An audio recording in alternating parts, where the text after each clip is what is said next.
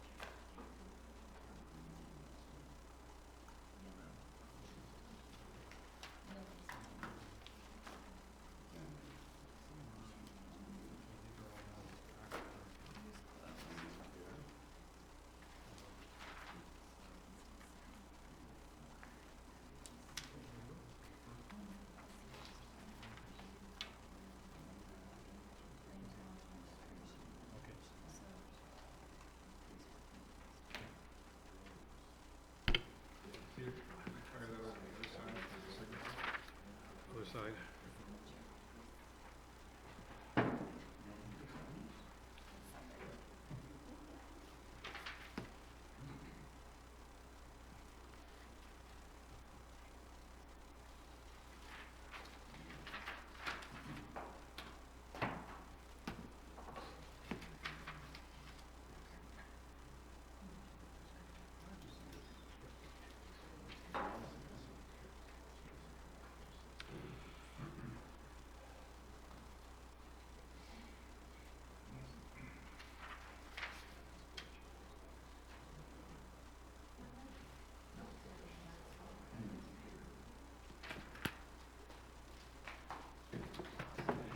All right, thank you very much.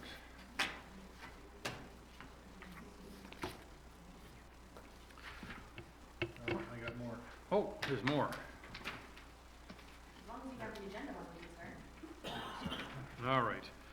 I would like to call this meeting to order at 9:04 a.m. I know we still have a few more motions to be signed, but I think we can get our first meeting on to the way. As you well know, I like to start the meeting with a land acknowledgement statement, and I've been involved with the land acknowledgement committee for the last half year, and there's been a lot of very interesting discussion.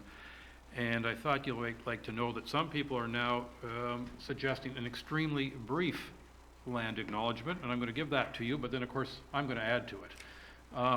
The extremely brief one reads, "We want to acknowledge that we are in the lands traditionally occupied by the Indigenous peoples.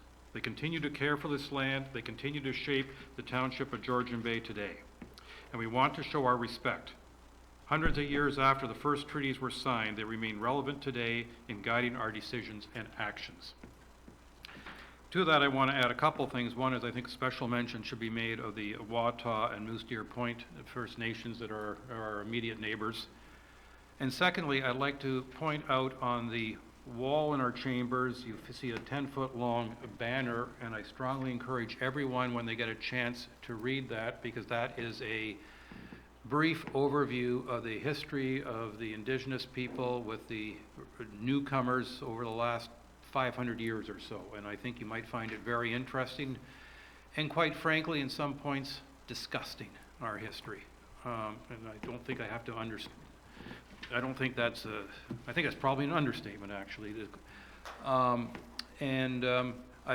For those who took part in the Kairos blanket exercise, you'll recognize a number of the references there, because they were also made reference to in that exercise. And I'm also let you know that I am working on a resolution that I hope to have in front of council for their consideration the next month or two, with regards to our relationship in this township with the indigenous peoples around us. With that, let me inquire. Oh, and we have our apologies from Ms. Douglas, is unfortunately unable to join us today. With that, I would like to ask those present if they have any pecuniary interest that they feel they should declare. Seeing none, we're going on to item 4, which is, be it resolved, the council adopts the agenda of the January 13th, 2020 Planning Council meeting as circulated. All those in favor? That is carried. Thank you.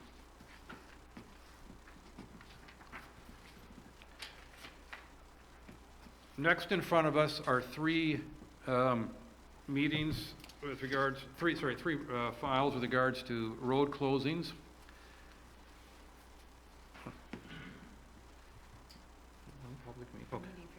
Okay. There is a public meeting scheduled for 3 Shore Road closing applications. I'll briefly summarize the procedure to be utilized for the meeting. First, the clerk will advise council as to when, how, and to whom notice of the public meeting was circulated, and staff will summarize any correspondence on file. Next, staff will advise of the purpose and effect of the bylaw and provide for any other information that is relevant to the applications. From there, the applicant and members of the public will have an opportunity to speak to the bylaw being considered. Council will then consider the bylaw immediately following. I now declare this meeting to be a public meeting pursuant to the Municipal Act of 2001, Section 25, as amended to deal with the following proposed road closing bylaws.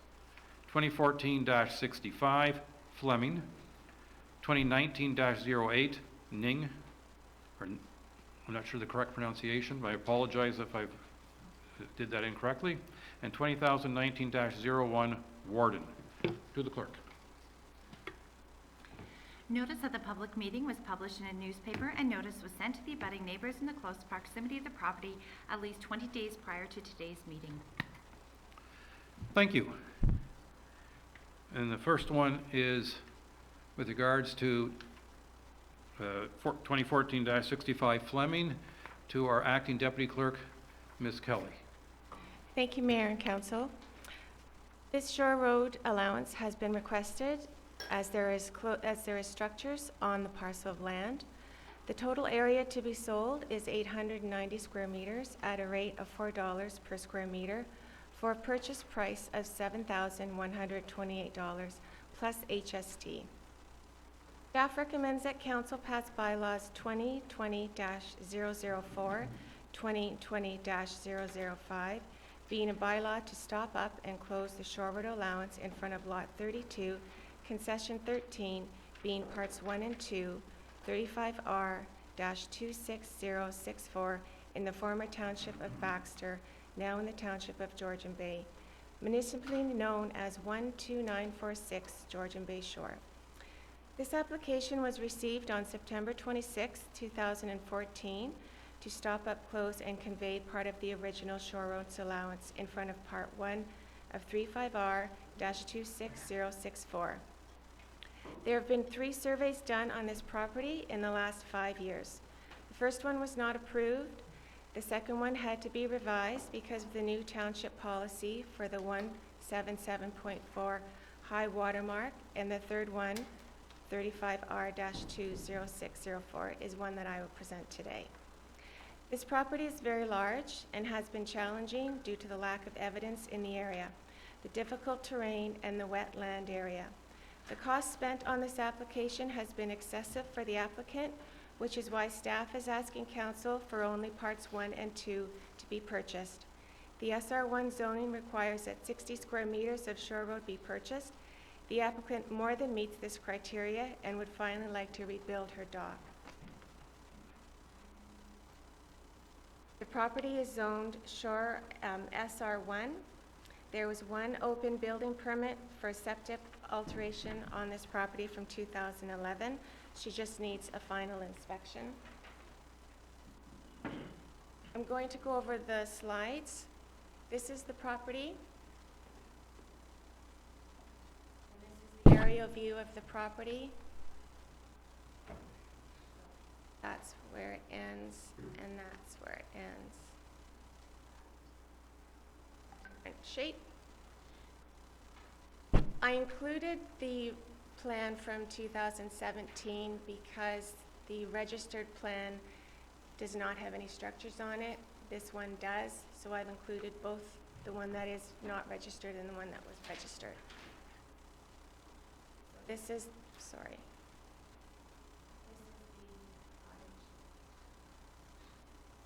So you can see with the shore road, when I turn to the next one, you're going to see the difference of the 177 shore water mark. There. It's very different. So parts 1 to here, they do own to lot 5, and part 2, they also own to lot 1. When I spoke to the surveyor, he indicated that this is now a wet, swampy area. And he also indicated that it's been very difficult to do these surveys because of the rocks and the wet area. So Fleming is coming to council to ask that she only be able to purchase part 1 and part 2. I didn't receive any correspondence for this application. Thank you. Is the applicant or applicant's agent present? She lives in Alberta. I know that. Oh, sorry. But you might have sent someone. Are there any members of the public who wish to speak to this application? Seeing none, I will turn it over to council. Councilor Jarvis. Sorry, can we indicate on this survey where the high water mark is? Or is the water at the high water mark now on that survey? This is at the high water mark now. So that rock rock wall they wall? put in is now in the lake, correct? Bottom left, I'm going to go back. yeah. Yeah, that piece right there is obviously in the lake. Correct. Can we go back to the survey again? Thank you. The more recent survey.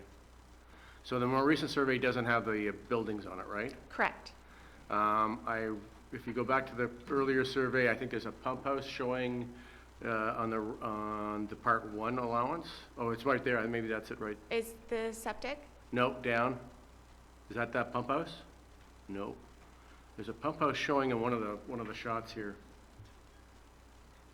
I have trouble blowing things up. Maybe it's the older survey? No? The new survey, they did. Yeah, okay, so, and that, okay. Want me? Go back to the newer survey then. So the pump house is right at the water. Okay, it's just above the high water mark.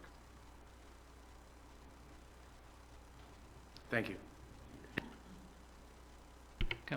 Councilor Cooper. Just on the high water mark again, so it's the most extreme, on the left-hand side, the high water mark that I'm looking at from here is the most extreme line that we're looking at to the left, is that correct? Correct. And it just happens to be close to the current water level. But it's characterized by high water mark, not current water level, is that correct? Yeah, the 177.4, correct. And this is a field verified survey? She's talking about having trouble getting to the property. But the surveyor was on site? Yes, 3 times. We're seeing surveys that they're not on site, so I want to understand that they actually went there. Yes. Thank you. Councilor Jarvis, followed by Councilor Bochuk. I'll go back to high water mark. Of course, this is indicating the our current high water demarcation of 177.4, correct? Correct. Do we have any indication of where, for instance, the 178 contour line is? Which is another issue considering where water levels are going. I said, a bee I have in my bonnet. We have no indication of that, do we? You don't need one on. Of course we don't, yeah, okay. Councillor Bocek? Thank you, Mr. Mayor. The $4 per square meter, Sorry, I should clarify that. that's because the application came in before we Correct. raised it? Yes, Okay. 2014, yeah. Okay, thank you. I have one question, and I'm quite familiar with this property. I have been on the property, and I understand that, it has a fairly gradual slope up to a cottage that was built 100-odd plus years ago. We are selling them the road allowance that is currently above water. So what happens, if somebody could clarify this for me, what happens when the water levels go down? And I know this has been explained to me before, we can't sell land to people that it's underwater, but if the water levels go down, do they have to come back to buy the rest of it, or that's just their good fortune, luck of the draw, that they bought their road allowance when water levels were high? Thank you. The good fortune is that we changed the bylaw so that the 177.4 is the point that they survey to when buying a shore road allowance, because what we used to be doing as a township is selling land under the water, which was illegal, we didn't own it. So, I can clarify. Please. Councillor Hazelton is correct in the fact that we did change the policy so that we only sell to the high water mark.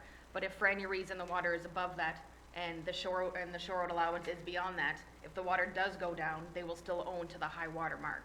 Before, if they bought it like this and the water went down to the 20 meters and there was 20 meters of shore road allowance, but it was high when they got the survey, they would then own where the water dropped to.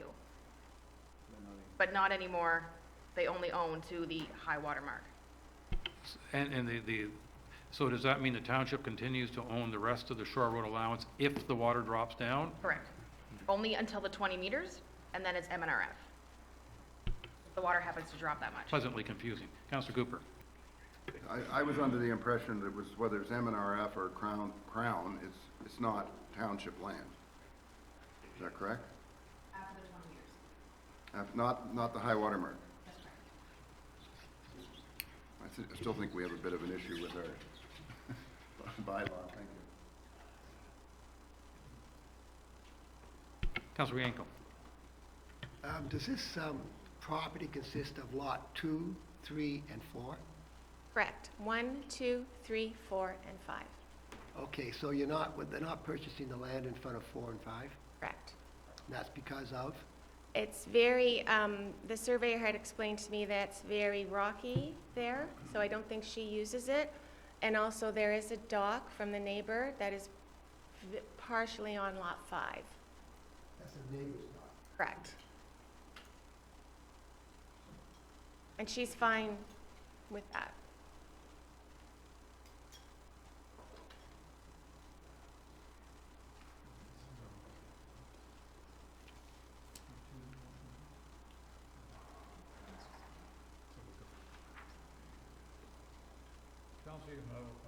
Council will now read the motion that is, be it resolved that council pass bylaws 2020-004, being a bylaw to stop up and close the shore road allowance in front of 12946 Georgian Bay Shore, and 2020-005 to deem it no longer on a plan of subdivision. Any further discussion? All those in favor? And that is carried. Thank you.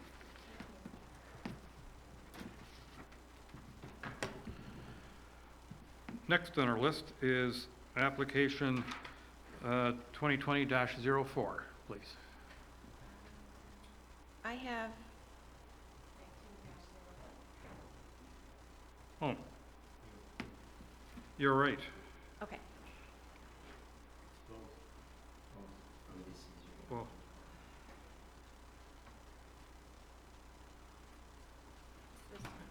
okay.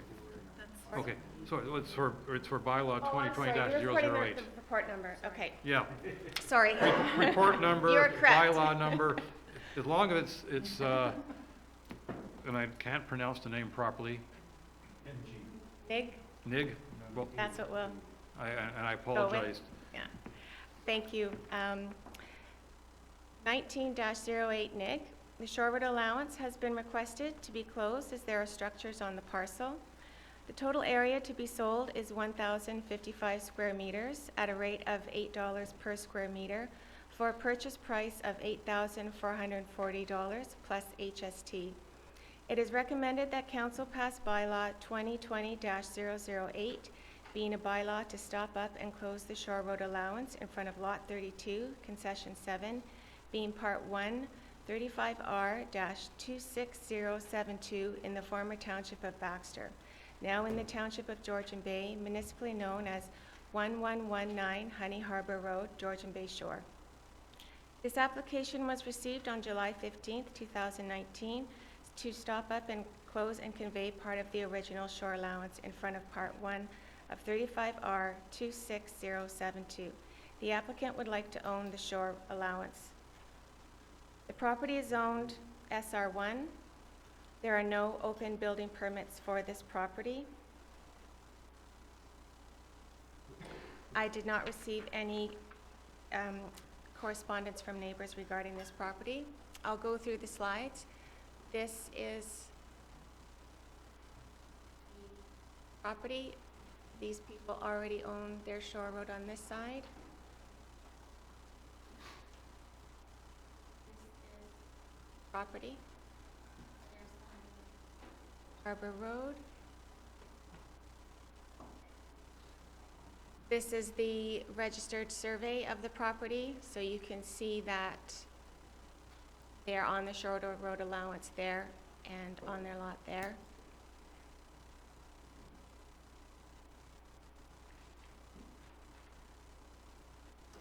And Thank you. Is the applicant or an agent of the applicant present? Are there any members of the public who wish to speak to this application? Seeing none. Council, does anyone have any questions in regards to this application?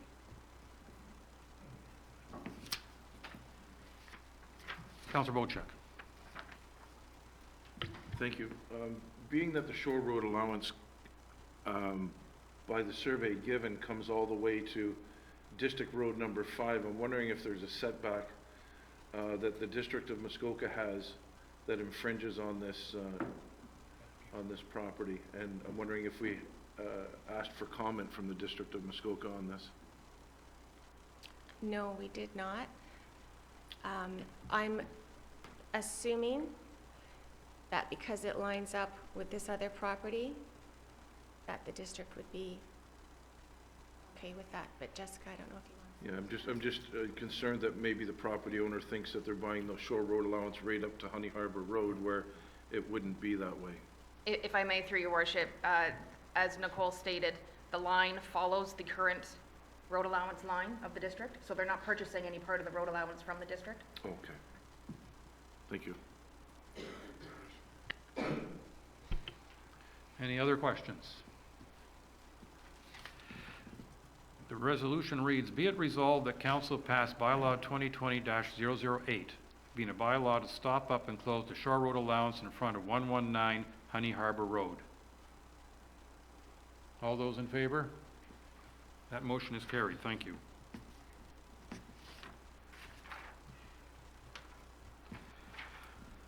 Okay, the final part of the public meeting is for application 2020-02 in regards to 3 different bylaws, 1, 2, and 3. Thank you, Mayor and Council. The next application is 19-01 Warden. The shore road allowance has been requested to be closed as there are structures on the parcel.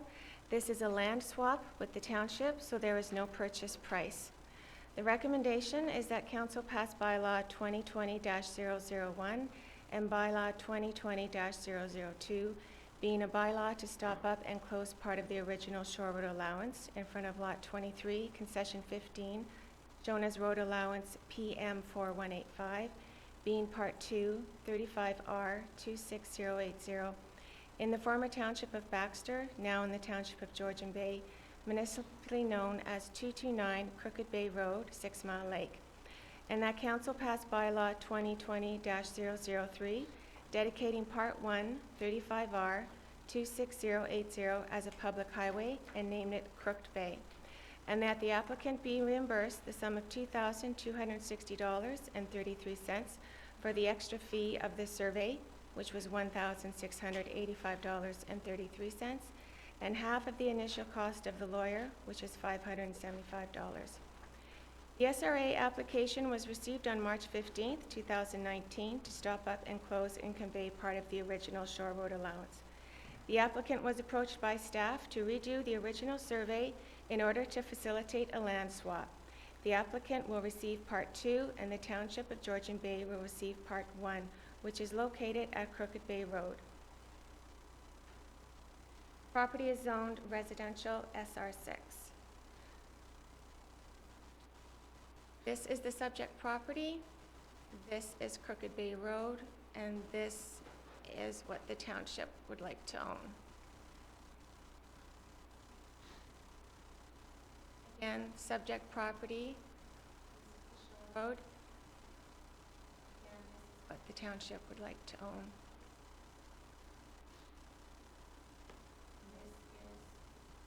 This is Shore Road, and with the parcel, the structures on the property. And this is Part 1, the township would like to own, and this is Part 2, which is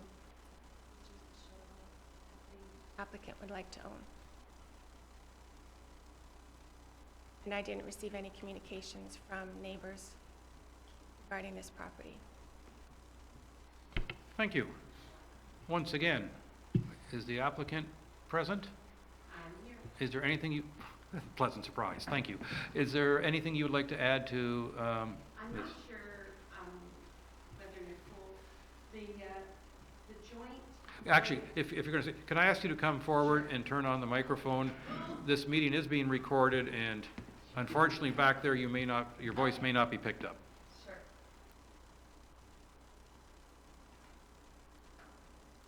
The amount that we did on the, There's a little button to turn on your microphone, I can't see it okay.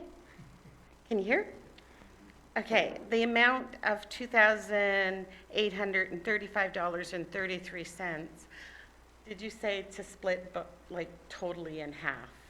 Like, I think she said that you guys were to pay the surveyors totally and for the lawyer's bills half, but we wanted to split everything equally because you guys actually came to us asking this. I didn't know at the time.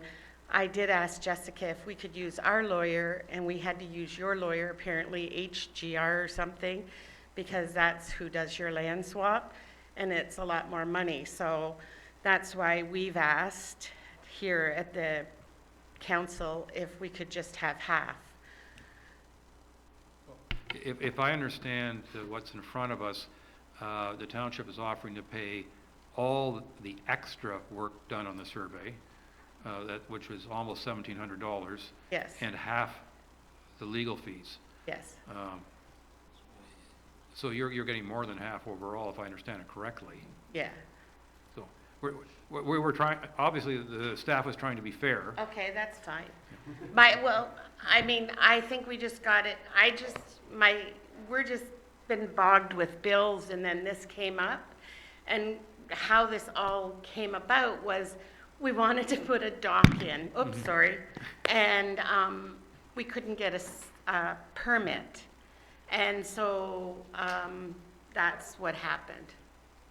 Well, and I think you've been clearly very cooperative with staff, and we greatly appreciate that. And I'm hoping that can continue. We've done everything that council or the township has wanted. Wherever they've directed us, we've gone. We're kind of new at this, and we're trying to do the best we can. And we just kind of want this finished so that we can get more permits to do more work. But at this time, we're on standstill. Well, we'll see whether council gets you past the standstill today. Thank you. Okay, thank you. Are there any members of the public who wish to speak to this application? Seeing none, I'll turn it over to council. No one is raising their hand, so I'm going to read the motion, and then we'll see whether they vote or ask a question after the motion's read. Be it resolved, the council passed bylaw 2020-001, being a bylaw to stop up and close the part of the original Shore Road allowance in front of 229 Crooked Bay Road, 6 Mile Lake, and bylaw 2020-002, being a bylaw for land exchange.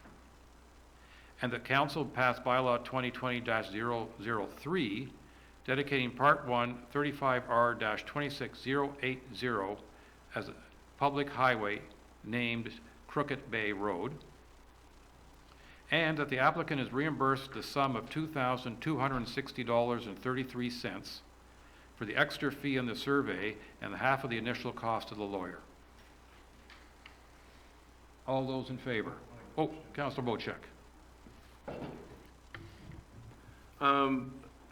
So my understanding is that we're going to reimburse the full amount of the survey and half the lawyer's fees and give them the Shore Road allowance for no charge? We're paying them the additional survey cost, not the initial, but the additional survey cost to survey out the road portion included on this. We're sharing the cost of lawyer, and we in effect are giving them the Shore Road allowance in exchange for them giving us the bottom left corner of their property over which Crooked Bay Road now runs. Okay, so you've reiterated exactly what I said, so Yeah, I guess we're on the same page. I guess that means yes. Yes, okay, thank you. Councillor Jarvis. I'm a little confused. I understand what's just been explained here, but under financial consideration, it says this is a land swap, no funds will be received by the applicant. I presume that's because we're extending the funds directly to the surveyor and the lawyer as opposed to the applicant to pay for the survey and the lawyer? I already paid him. Yeah. Through you, your worship, land swaps don't typically have any funds exchanging because it's a swap. So that's why it says that. Okay, and then further, the next paragraph, the applicant is asking to have the cost of the extra work done on the survey and half the initial cost of the lawyer, and then it stops. I know, but shouldn't that be saying asking to have reimbursement for the cost of the extra work? I think that's what the resolution states. That's what the resolution states, but Yeah. under financial consideration, it doesn't seem to indicate that. It just says they're asking to have what? Have the cost. The sentence doesn't seem complete. Sorry, it's a matter of grammar more than anything else. It's at the end, it says the money will be used to obtain a building permit for dock construction. Yes, I understand. I just think the wording's a little bit awkward. I'm happy with the presentation. I have no problem with that. I just think the wording looks a little awkward in that I think paragraph, what they that's all. mean is no funds will be received for the land. We're happy with it. But, okay. I'm now going to call all those in favor, and that is carried. Thank you very much. Thank you. Okay, so that goes to you.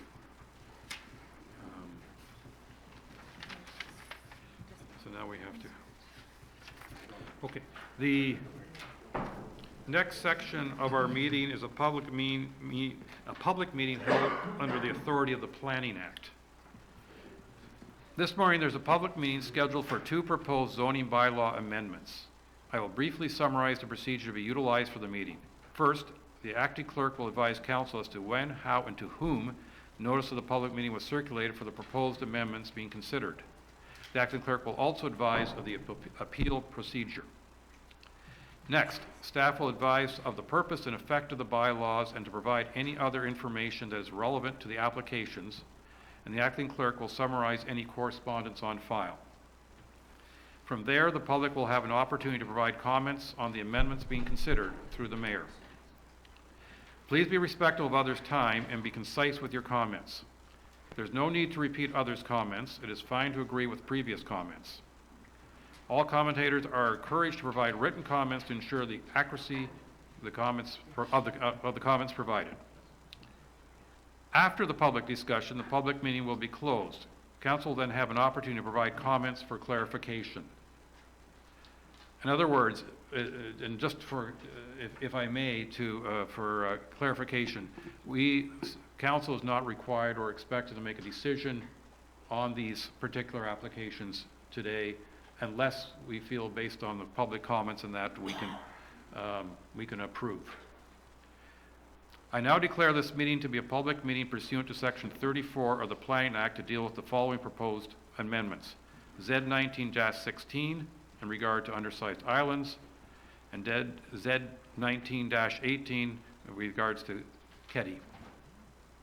To the acting clerk. Notice of the public meeting was sent by first-class mail to the respective owners and assessed persons within 120 to 800 meters of the property subject to the proposed applications, and to those persons and agencies likely to have an interest in the applications. These notices were sent at least 30 days prior to this morning's meeting. Included in each notice was an explanation of the purpose and effect of the proposed applications and a key map showing the location of the properties or description of the lands to be affected by the proposed amendments. Other relevant information may also have been provided.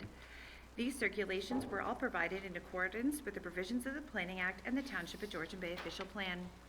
Members of the public are advised at this point that unless they make an oral or written submission to council before council makes a decision on these applications, that any subsequent appeal to the local planning appeals tribunal may be dismissed by the tribunal. Anyone who wishes to be notified of council's decision respecting the proposed zoning bylaw amendments must submit a written request to the planning department. Thank you. And with that, to our planning department with regards to Development Services Report 2020-02 with undersized islands. Thank you, Mr. Your Robinson. Worship, members of council and members of the public. A lot of this information will be similar to a public meeting that was held in December related to one of the undersized islands that has previously been dealt with. What this report and review really relates to is in 2014 the zoning bylaw was prepared, and at that time these smaller islands or islands in and around the 1 hectare mark or less were basically placed into 3 different categories.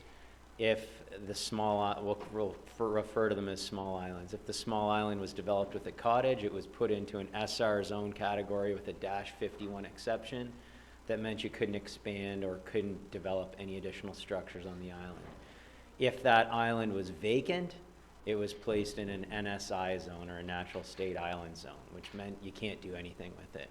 If that island had a legal structure on it, but it wasn't a dwelling, it got placed in an NSI-1 zone.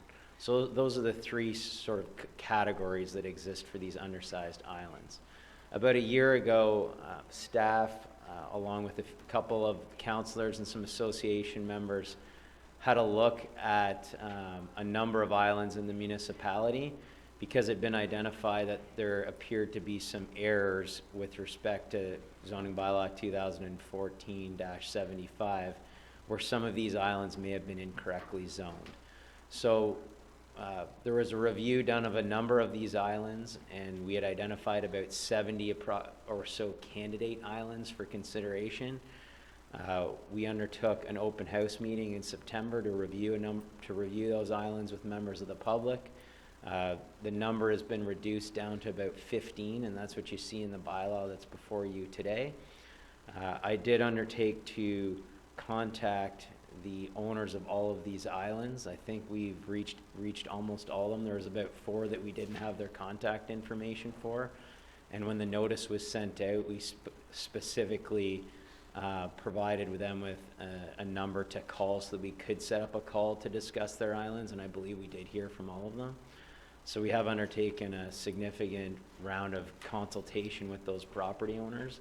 We did also hear from a number of neighboring property owners as well to a number of these islands.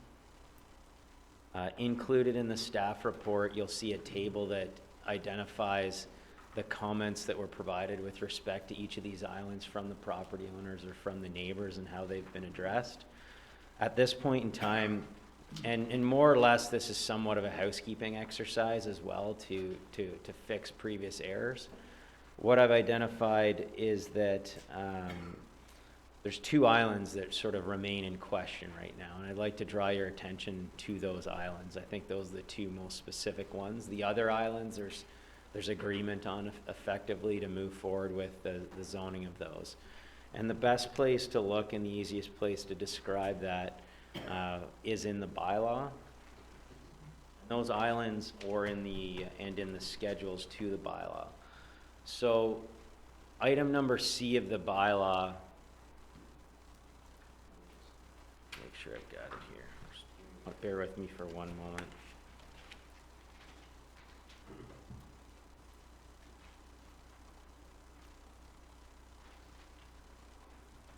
So the bylaw that's in your package, and this is actually an older version of it, but the bylaw that's in your package identifies under item 1C, it says item C and schedule A3 are intentionally left blank. So what item number A3 deals with is island number.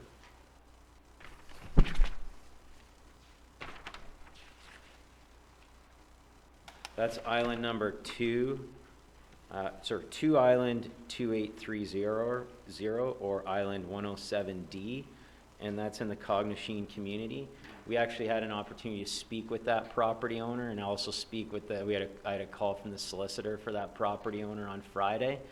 That's a property that's currently zoned NSI, and we'd identified that it should stay NSI. The property owner would like to see that island converted to an SRI 7 zone. That's what the main portion of their island.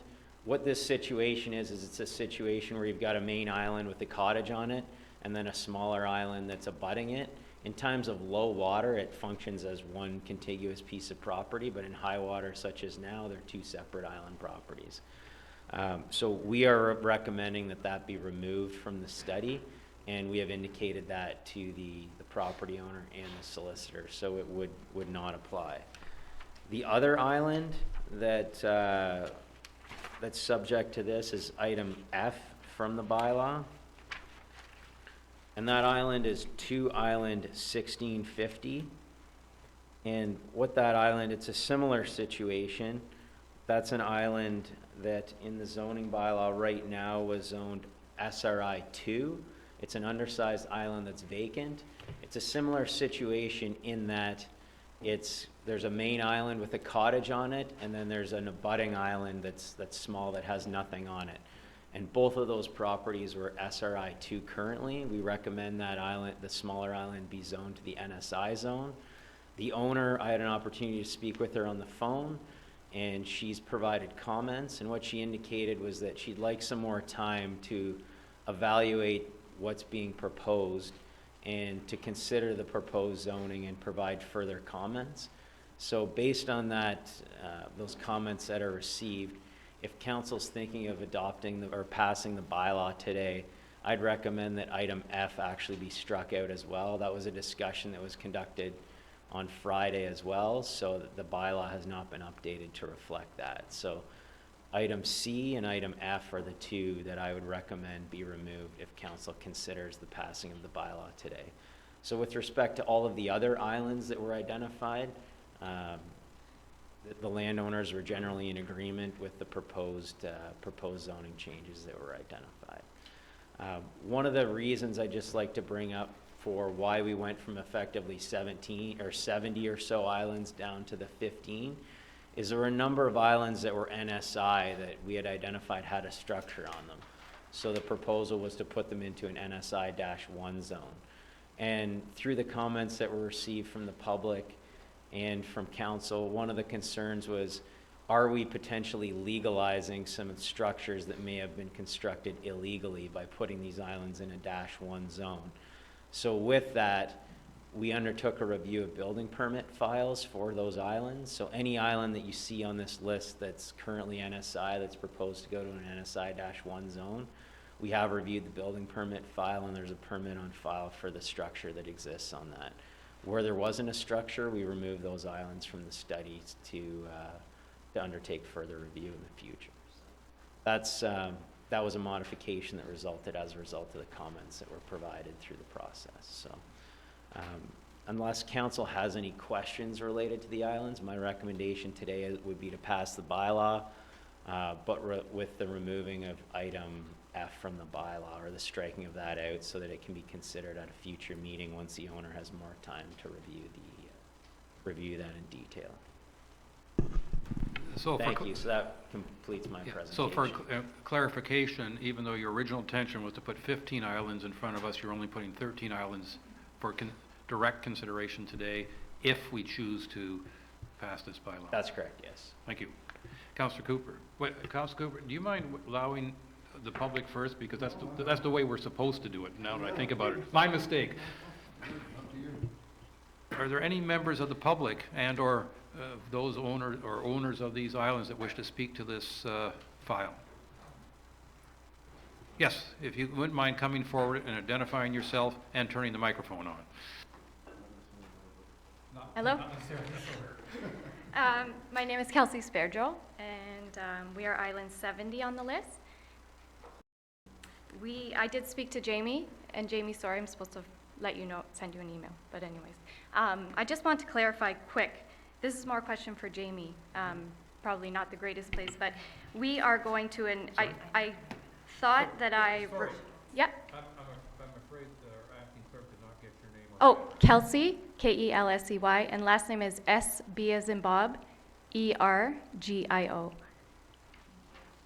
And I apologize, I'm one of the people who got the notice about 14 days ahead of the meeting, so I don't have everything quite sorted yet, but I did speak to Jamie before the meeting. So currently we are in NS Island, and when I talked to Jamie, I thought we were going to an SR1-51. Is that correct? Yeah. Okay. Can you clarify for us, or Jamie, which schedule that we should be looking at? Okay, please.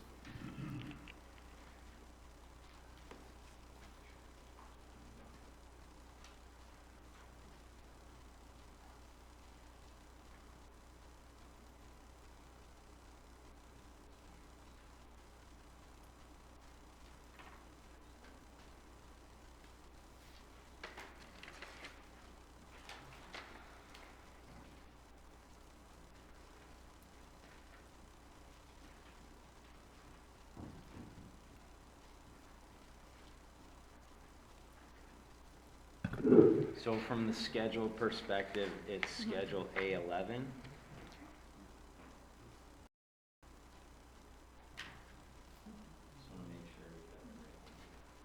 No problem. That's me, yeah.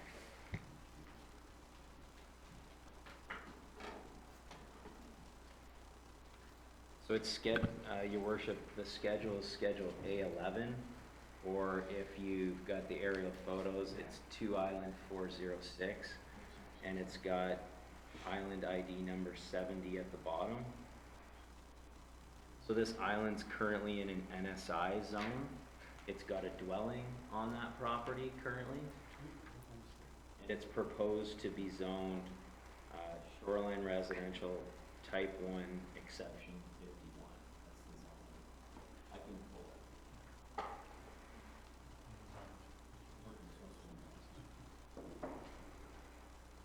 So this is the zone map that's associated with it on the screen right now. So you can see it's NSI right now.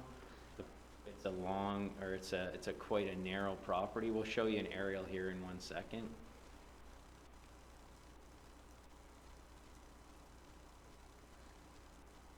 Not sure why the PDF has this black mark in it.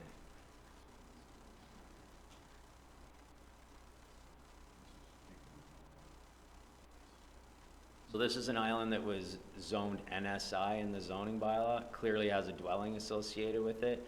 It's clearly undersized. So the proposal would be to put it in that SRI 1-51 zone. What that means is that if there's any proposed expansions to the existing structures or new structures proposed, they would require a zoning bylaw amendment. This island would require a zoning bylaw amendment anyways because of if there's any structures proposed on it, any additional buildings because of the narrowness of the island and the requirement for a 20-meter setback that's in the zone.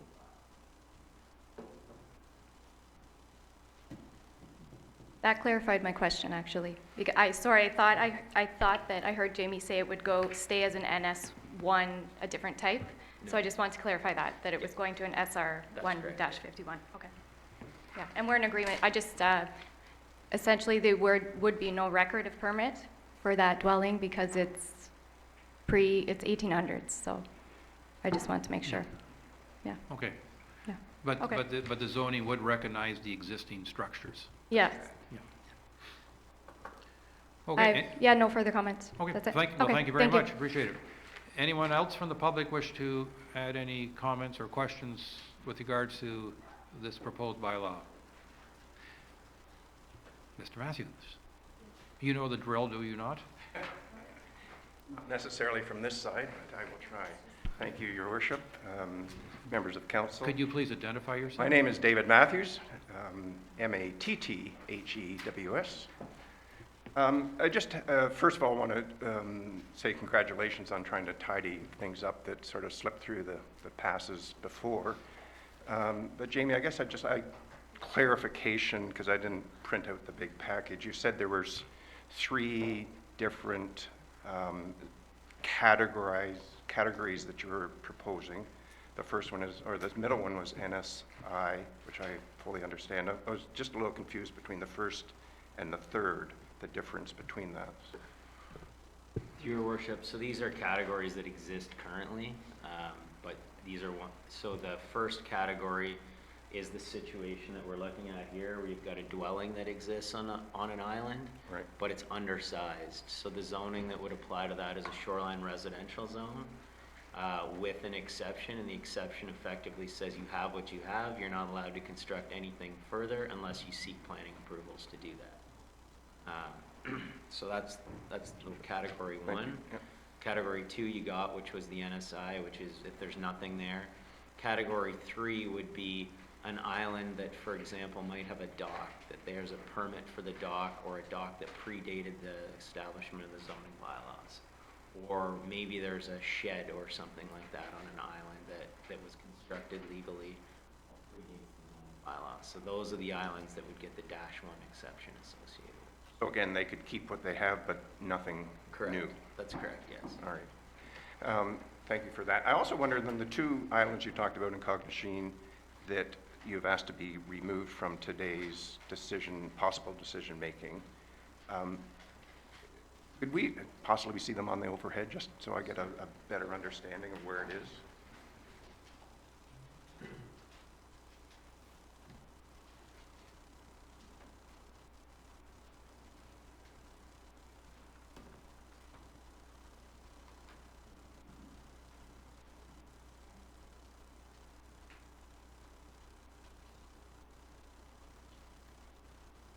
So this is the first one. I don't know if that helps you location-wise. It's effectively in line with Cognition Lake, but on the coast. The best way to describe it. North of the hang dog. And North of the hang dog. this was, this photo was taken in 2013. So when we prepared the package, this is 2013 water levels, where the water levels are quite low. I went on the Muskoka web maps over the holidays, and actually there's new aerial photo from 2018 that's more recent, and it shows that effectively it's all water through here, so they're 2 separate islands. So this is one island that's got the main dwelling associated with it. This is the second island that's vacant. You can see a dock here. Dock there, In yep. the 2018 photo that was taken in the summertime, the dock's actually right here. This is where the dock's located. So this is vacant. It's currently NSI. We're proposing not to change anything. Or to leave it as NSI. So that's one. But sorry if I may, what happens with the dock then? Is it allowed to stay there? As I assume it got moved without This permit? the township does permit a dock in the off-season to be taken into bays, like if it's a floating dock, that's the situation here. It gets put back in the Oh, summer. okay, all right. Thank you. It's just This photo was taken in the springtime, and they're storing there. right, okay. Certainly. Councilor Cooper. Yes, so just to clarify, once again, the reason this is being pulled is it's properly designated presently. That's Is that correct. And I have driven by this, I checked a lot of these out, and this summer, and there's definitely water between, it's a small shoal, islet, whatever you want to call it, that's off a main or another island that's relatively small too. Thank you. And just to add to that, the reason it may have been included in the first place in the study is through our initial review and the aerial, seeing a dock located there with nothing on the island, it might have triggered that it get looked at for the review. But through the review process and where we are today, we've identified that it should stay as is. Right, okay.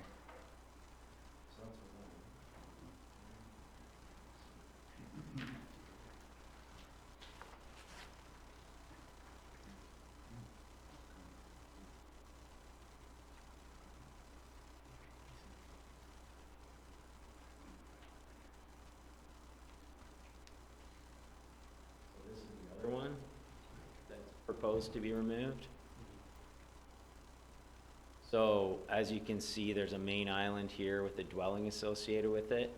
This is a second island. These aren't separately conveyable islands. They're part of the same island chain, I guess you would call it. So this is vacant. This was currently zoned SRI 2. The proposal would be that it goes to NSI. The property owner has asked for additional time to review it so that they can understand the implications associated with it. I spoke to her on the phone and asked that she provide comments in writing, so we had that, and she's done that. So it's likely, once they have an opportunity to review it further, that it would come back to council for consideration again. The request right now from the public is that they have additional time. Councilor Cooper. So it's being pulled, but it's always been NSI. There's never been a structure on it. There's never, that we know of, been a dock or anything else. Is that correct? It's actually SRI 7 in the zoning bylaw, SRI 2 in the zoning bylaw today. But you're correct in the second and third aspect is that there hasn't been a structure on it, and there isn't a structure now, so. And do we know from, I know this acreage is not accurate, but does it say on this shot here, I think you've got something from MPAC that talks about the acreage? Yeah, so the one thing I also mentioned to the property owner when we had our discussions is that due to the setbacks and the 20-meter setbacks required in the zoning bylaw, even if it was SRI 7 today, they wouldn't be able to construct a dwelling or structures on it. And they wouldn't even be able to construct a dock on it because we only allow for a dock where there's a principal dwelling on the property. So they would need planning approval to do anything with it as it exists today. And I've explained that to them, but they still wanted an opportunity to review it further. And I hopefully this will get its appropriate designation in due course. The only reason I say that is that 10 years, 20 years, 30 years from now, rules change and we could end up with a very small property where things are being pushed through. So ideally, I'd encourage that we get this to what it really is, which is NSI. Thank you. If I may make one... Absolutely, the floor is still yours technically. And I'm happy to share it with Councillor Cooper. So just on the previous property, Jamie, I wonder, you said once the water was higher, it clearly showed as two separate pieces of property. Are we not using the high water mark as our benchmark to run around for zoning applications? Like if this was the 177.4 and it would show it as two separate pieces of property. It's just in 2013, I think you said, it shows it as one larger property.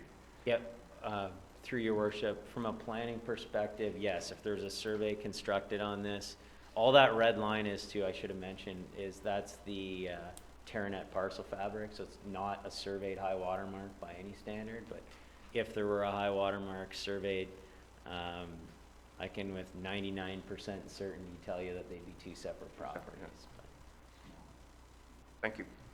Two separate islands, not properties. Thank you very much. Is there any other members of the public who wish to speak? I'm afraid I skipped a step of correspondence. So can the acting clerk inform us if there's any correspondence on this, and then we'll turn it over to Councillor Bochek. I saw your hand up already. One letter of no objection was received from Stephen Morley. One letter was received from Catherine Coach, stating that she does not want her island rezoned at this time and needs more time to review. One letter was received from Greg Corbett on behalf of the Cognition Cottagers Association, asking questions about whether owners have been contacted and if there are any concerns. One letter was received from Susan McGibbon inquiring about the intent of the application. The District of Muskoka has no objections. Thank you. Councillor Bocek. Thank you. My question is to our planning department. Being that this island here, it's all one island, but this portion of the island is separated by water here.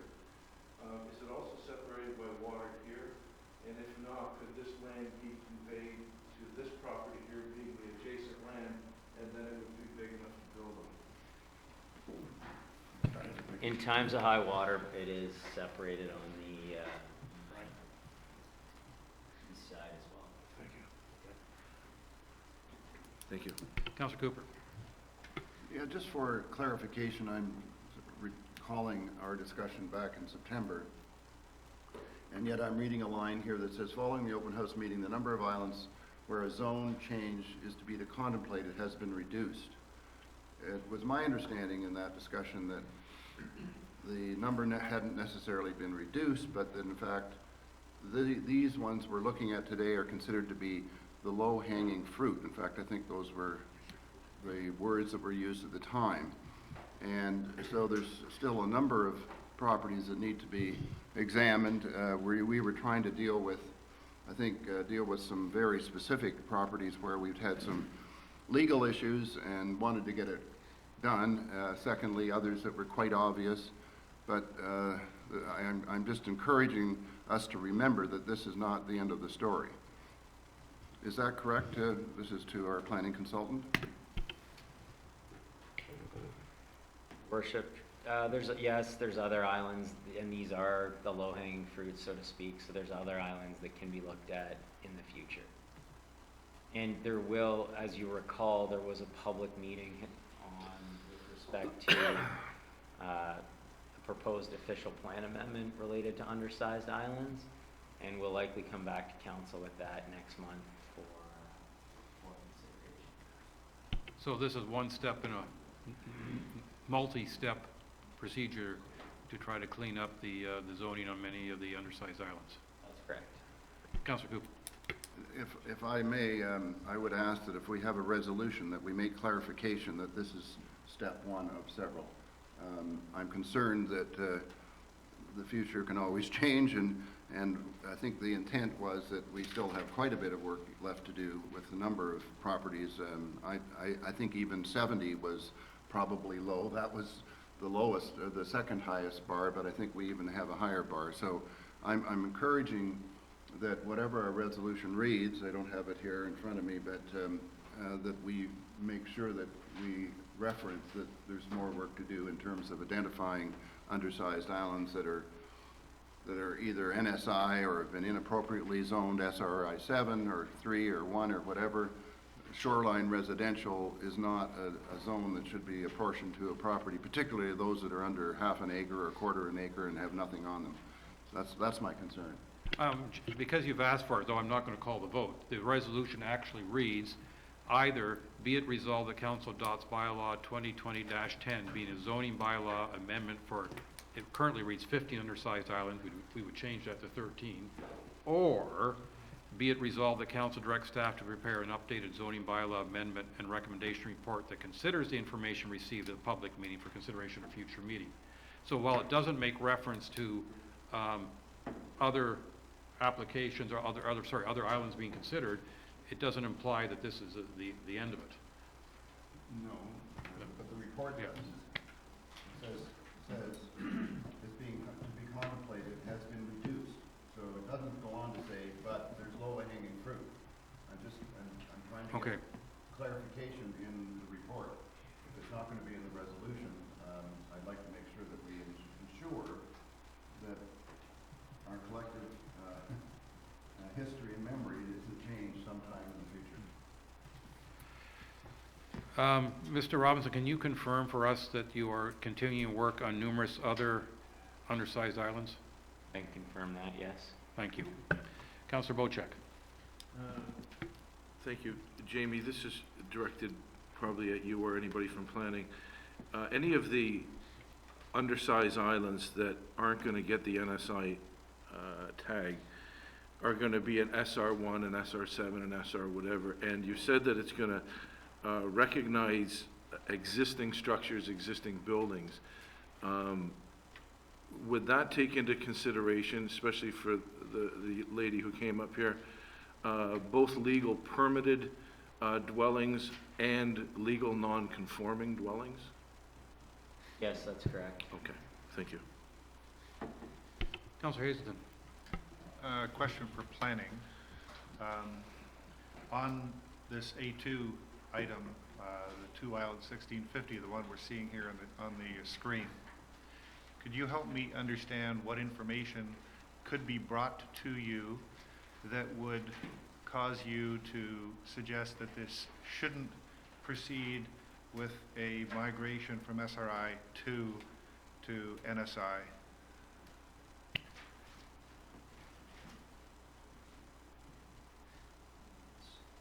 Sorry, was it this one or the other one we were looking at?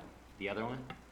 No, he's referring to this one here. This one here, what I'm Oh, what I'm wait, confused about is, I think you said that this one, the owner wanted to think about it and come back to you later, and I'm wondering what possible information could come to you that would change your opinion about this being an NSI 1, based on what we've seen, based on what you are now telling us. In high water, it's completely surrounded by water and is not contiguous with the other parts of that land. I'm just wondering what possible new information would change your mind that this should not be an NSI 1 or NSI. Your worship, this one is currently NSI today. It exists as NSI today. We're recommending that it be just removed from the list because it should stay as NSI in our opinion. So it's the other island, Which is? this. So I think your question's more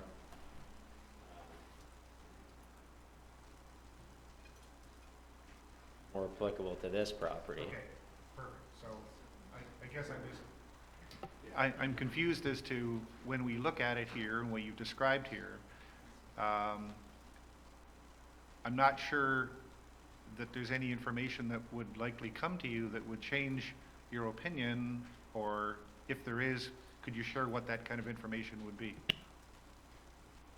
Your worship, you're asking me to speculate on what might come forward, but I can't imagine anything that might come forward that would change my opinion with this going something other than NSI or staying.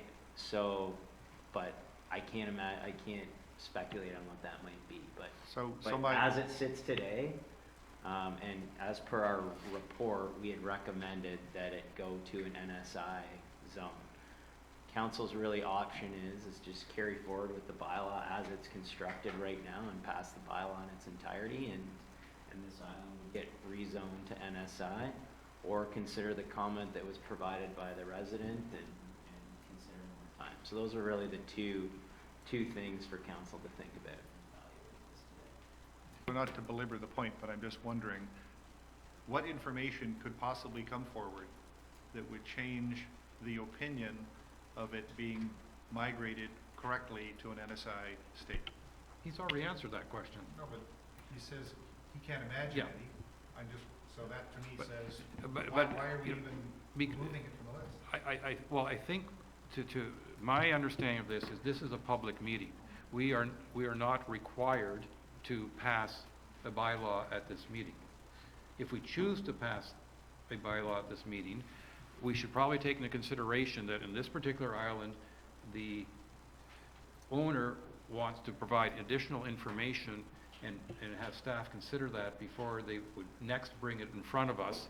And we could fully expect that a report would come in front of us in a future meeting that would not be a public meeting, in which the staff will make a recommendation to either make the change or not, depending upon what additional information comes forward. If I just may add to that, I think what I'm hearing from Councillor Hazelton is that if he can't imagine anything that might come forward to change staff's original recommendation, he's saying, well, let's just table the original bylaw and let's vote on that today. Or if there's another counselor that has a motion to amend the bylaw to remove item F so that we can receive comments, then those are really the two things for council to consider, and that's up to you as council to decide which one should move forward today. Councillor Jarvis, followed by Councillor Cooper. I'm sorry, I'm hoping to clarify for Councillor Hazelton here. I get the impression from some of the comments that have come in that people were notified of these changes rather late in the process, whether the communication they got, they chose to open late, they got late, it wasn't sent to the right address, I don't know what. And I think that speaks to process. And I think it's fair to, if people are late coming to the table for whatever reason, and they want to at least digest the information that's provided to them a little bit better before we make a decision. I don't have a problem with that. I hate to say this, I know the owners of this property, so that's part of the reason for my comments, but, and just so you know, the island in which there is a cottage, which is that other island, is now 2 islands and significantly smaller than the island in question. So I'm just thinking that due to the way the process went through, and I'm not faulting anybody, I think the way communication goes sometimes around here is leaves people with big gaps in the timing on when they are receiving this stuff. And the letter we got from Kitty Bacon on this was, it looks like she didn't see things till just recently. And there's a family involved and they want to talk about it. I think that's just I mean, we can allow for that. I am agreeing with Councillor Hazelton. I see no reason why that would change. But allow for public comment. Councillor Cooper. Just for clarification also, I think what we're saying is this isn't being removed from the list, per se. It's being postponed to allow the owner to have feedback, et cetera. But from our perspective, our planning department perspective, it's got SRI 7 on it, and it really shouldn't have that on it. It should have an SI. Am I correct in all that? Yeah, I don't want to presuppose what the comments are going to be. I think the course is that if you think we should allow, the simple thing for you to ask yourselves is if we think we should allow this person additional time to comment, which is the request they've made, then allow them additional time to comment. We'll evaluate the comments and report back if the original recommendation holds or if any modifications. And I think, you know, we have the option as council to postpone, if I can use that word, postpone all 15 of these and say, give it back to staff to consider comments. However, in 13 of these 15 islands, there's been no comments against what they are proposing. So we do have the option of, at this point, if we choose, to take 13 of those islands and approve them, the changes, or lack of changes, and the other 2 to set aside for staff to come back later. Councillor Jarvis. Actually, just in light of your comments, Mr. Mayor, have we received acknowledgement from all the other 13 landowners that they have actually received the correspondence? I believe so. As I mentioned in my presentation, I think all but 4 I contacted and had initial telephone calls with. But in the 4 that we didn't have numbers for, in the notice that we provided, we sent them a specific letter saying to contact us at this number to set up a time for a call, and I believe I've spoken with everyone since. So that's all reflected in the comment summary table. It's included in the staff report. Thank you. Councillor Bocek, followed by Councillor Cooper. Jamie, just a quick question for some of my constituents that may end up in this particular dilemma. Who bears the legal costs of having these lands conveyed to a new zoning? Is there a strain put on the property owner to bear the cost of having his title changed to an NSI instead of an SR1? Your Worship, there's no legal cost that I'm aware of. It's a zoning exercise. One of the and I'll just elaborate on that a little bit. One of the questions that I heard most in speaking with the residents is this gonna affect my taxes? Right. If I go from an SRI zone to an NSI zone, are my taxes gonna be reduced? And my response to that is, I'm not aware, but it would stand to reason that if your property is undevelopable or in an open space zone or NSI zone or EP zone for that matter, it's taxed at a lesser rate than if it's a residential section. Okay, and So I just provided the information that they could speak with the clerk's department or MPAC about what the implications associated with that could be.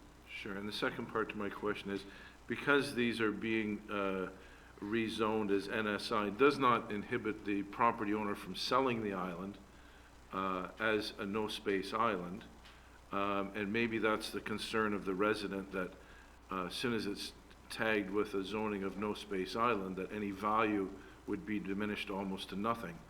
And perhaps the people that aren't willing to say, go ahead and change it, is because maybe there's other options. Maybe it could become an environmentally protected island, which means you can't build anything on it, but the island can still be used for day outings and that kind of stuff. So I can see where there's some confusion from some of the people of just saying to you, sure, go ahead and change it to a no-space island without knowing the full ramifications of what that means. Thank you. Councillor Cooper, followed by Councillor Jarvis. Yeah, so there, just a couple of other islands that I think were on the list, as I understood it, coming out of the planning committee, but are not on this list, and I just wanted to clarify what transpired with some of the ones that were reduced. I don't know whether we can identify a number for it, but it's just north of Aberdeen Island. It's the north end of Aberdeen Island, a separate islet shoal. I wondered if what transpired with that, Jamie, if you can tell me. Through your worship, I'm not aware of what island you're speaking about. It's something we could address after the meeting, but right now the public meeting is to deal with those 15 that are in the bylaw.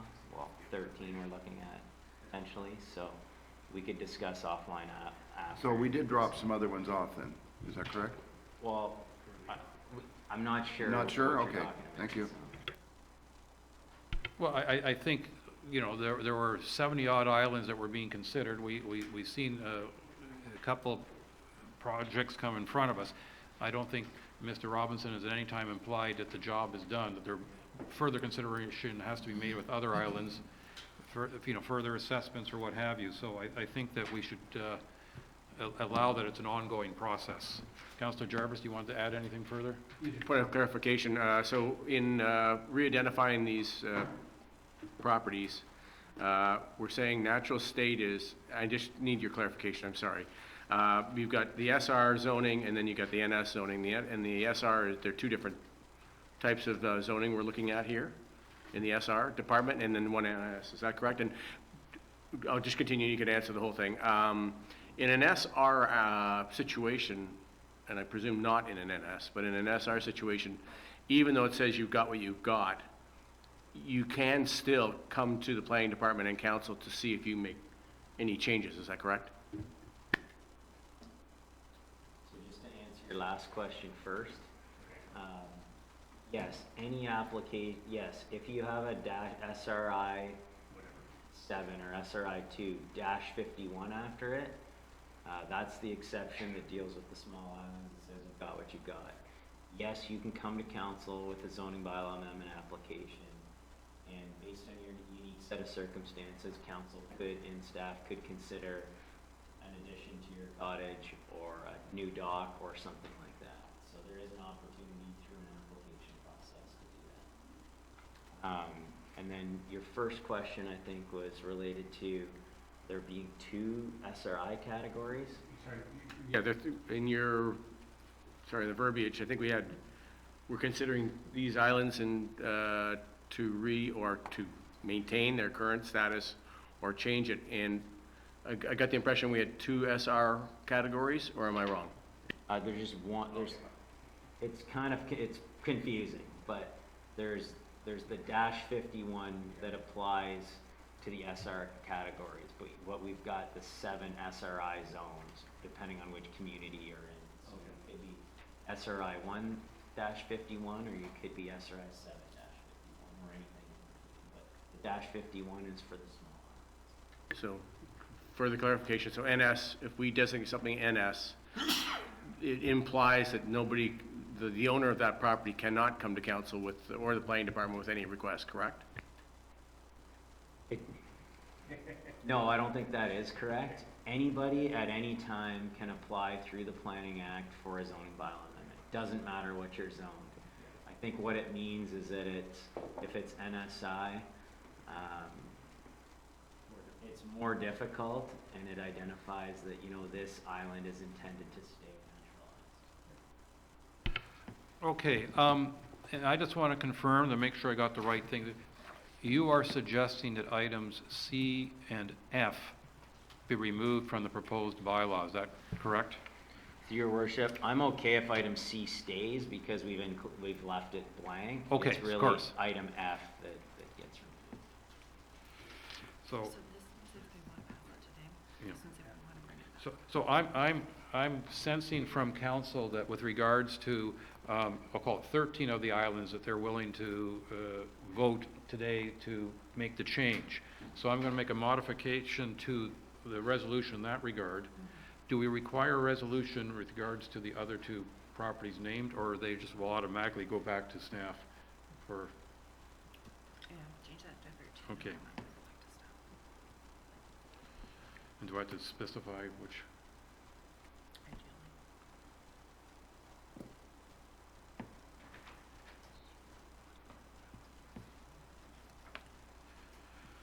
Okay, so what I have in front of me is, be it resolved that council adopts bylaw 2020-10, being a zoning bylaw amendment for 13 undersized islands, excluding C and F of the original proposed bylaw, obviously.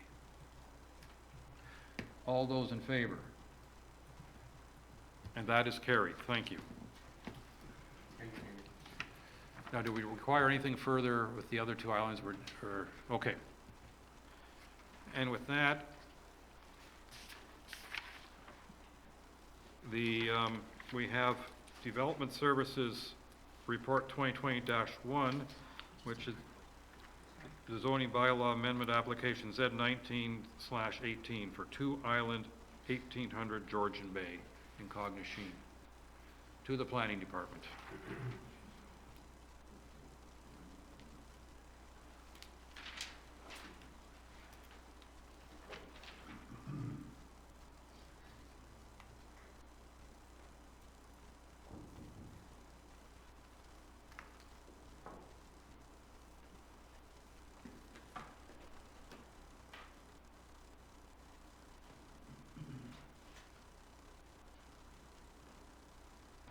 All right, so the application that you have in front of you is Z19-18 for Derek Ketty.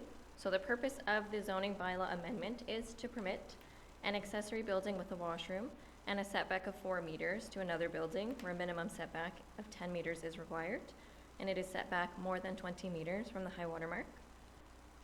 2 sleeping cabins on a lot with a lot area of 0.99 hectares, where 1 hectare is required. A sauna in the required front yard with a setback of 10 meters from the high water mark and a setback of 2 meters from another building where 10 meters is required. And to permit 4 accessory buildings. So these accessory buildings are a sauna, a gazebo, a dryland boathouse, and an accessory building with a washroom, where a maximum of 2 accessory buildings is permitted. So the effect of this zoning bylaw amendment is to establish a site-specific exception to the Cognisheen Shoreline Residential Island Zone. To give you an overview of where the subject location is, you can see it on the screen. It is within that yellow circle. It is 2 Island 1800, and it is just in between Ship Island and Weber Island, just south of Bone Island. It's within the Cognisheen Coastal Waterfront Community and currently zoned Cognisheen Shoreline Residential Island. Just an aerial view of the subject lands.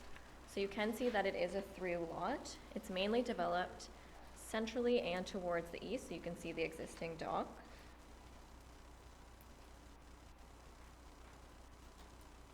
just to give you an idea, so it is this portion. There is 3 properties on the site plan in front of you. This is the existing development, and you can see the 177.4 contour. It is this line here, just inside the dark black line. The lot area is 9,770 square meters above the high water mark, and they have 2 lot frontages. So on the east, 83.5 meters, and on the west, 78 meters.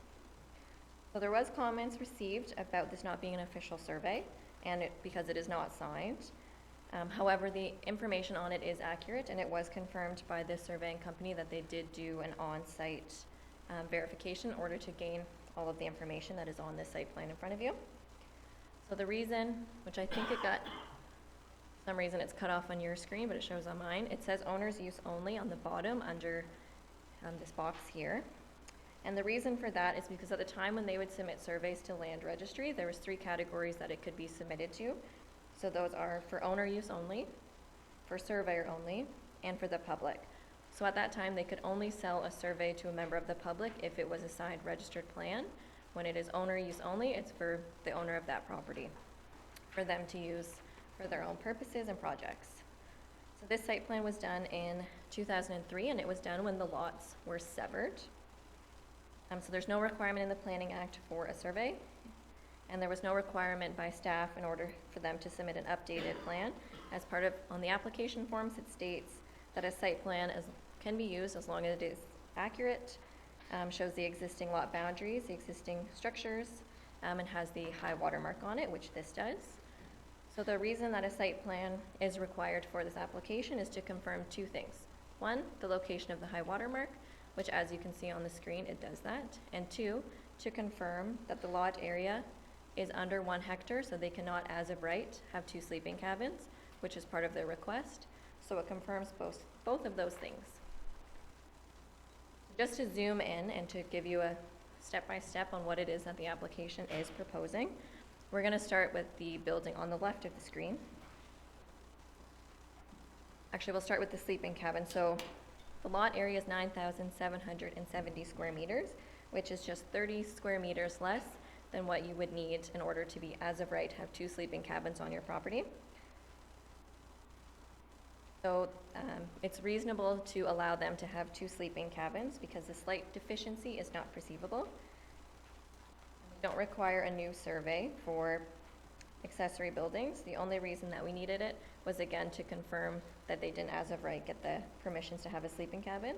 They have not identified the exact location of the second sleeping cabin. It is something that they want to do down the road, but get their approvals while they're doing everything now.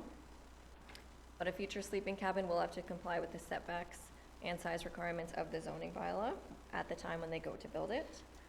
So we'll start with the building on the left of the screen, which is a proposed gazebo. So as you can see, the location is to the west of the cottage, and it is greater than 20 meters from the high water mark. The zoning bylaw allows for a gazebo to be 15 square meters, and they're proposing 13.4. It can be added to the resolution if council wishes, or if it's coming back at a future meeting, to detail in the bylaw to limit them to that 13.2 square meters, rather than just saying a gazebo, which would allow them to go up to the 15 square meters, but is their intent to have a 12 by 12 or 13.2 square meter gazebo. And the next structure here is existing shed 1. So currently it is 8 feet by 10 feet, and it has a 4-meter setback from the existing cottage. And what they're proposing is to replace this existing 8 square meter shed with a 37 square meter building with a bathroom and laundry.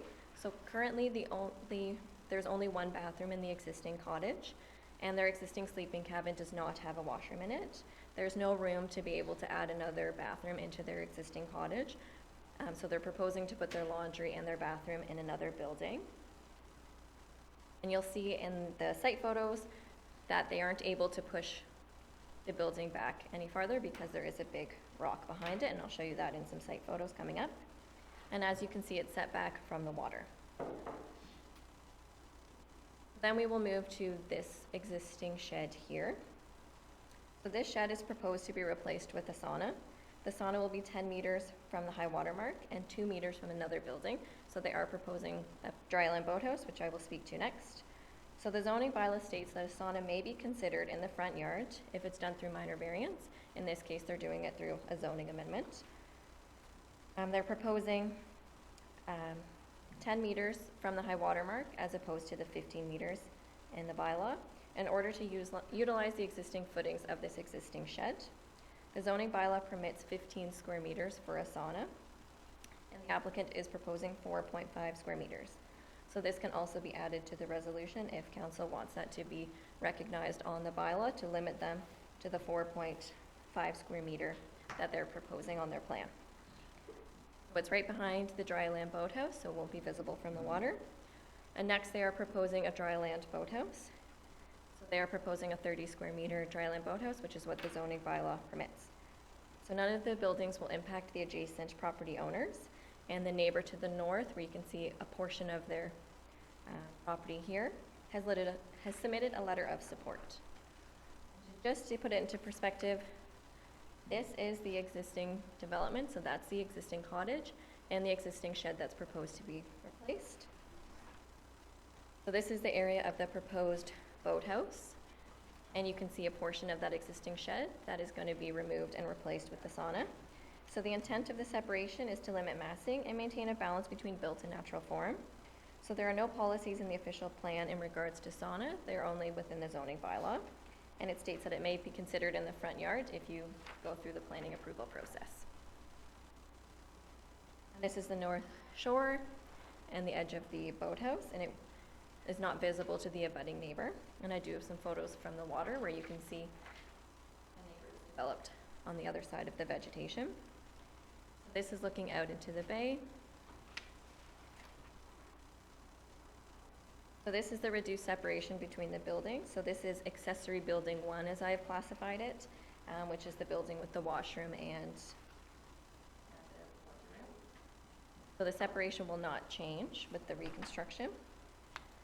So this is the area that they're proposing to expand. So they're proposing to expand it away, and then as you can see, there is that rock outcropping, which limits them from pushing it away further from the cottage. And again, that area of expansion.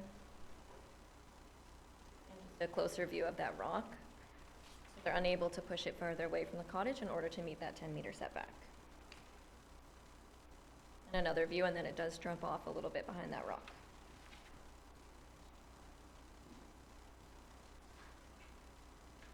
So this is looking towards the sleeping cabin, and as you can see, it's well vegetated. So this is standing just in front of where that proposed expansion to that accessory building is going. And looking south or southeast. And that existing sleeping cabin, it is about 9 square meters. And the existing cottage and the deck, so this is looking northwest. So as you can see, there is a lot of existing vegetation there. And this is looking south, so you can see the existing tennis court that is shared by the 3 owners. And you can see the significant mature vegetation buffering the visual impact. This is standing on the walkway, not quite at shore, but looking towards the existing development. So you can see the sleeping cabin on the right. The existing shed is behind the vegetation and the existing cottage. So as you can see, it's quite buffered. And this is looking from the shore. So as you can see, there is the existing shed. The photo was a little dark, as you can see, it was a little rainy day. Sleeping cabin and the existing cottage back there through the trees. So the sauna will be tucked behind the boathouse and won't be visible. So this is another view, and we can see the neighboring. So this is the neighbor that has submitted a letter of support, and this is the location of the proposed boathouse and sauna. So the intent of the maximum number of accessory buildings is to limit the number of structures and maintain a balance between built and natural form to maintain the aesthetic quality of the waterfront.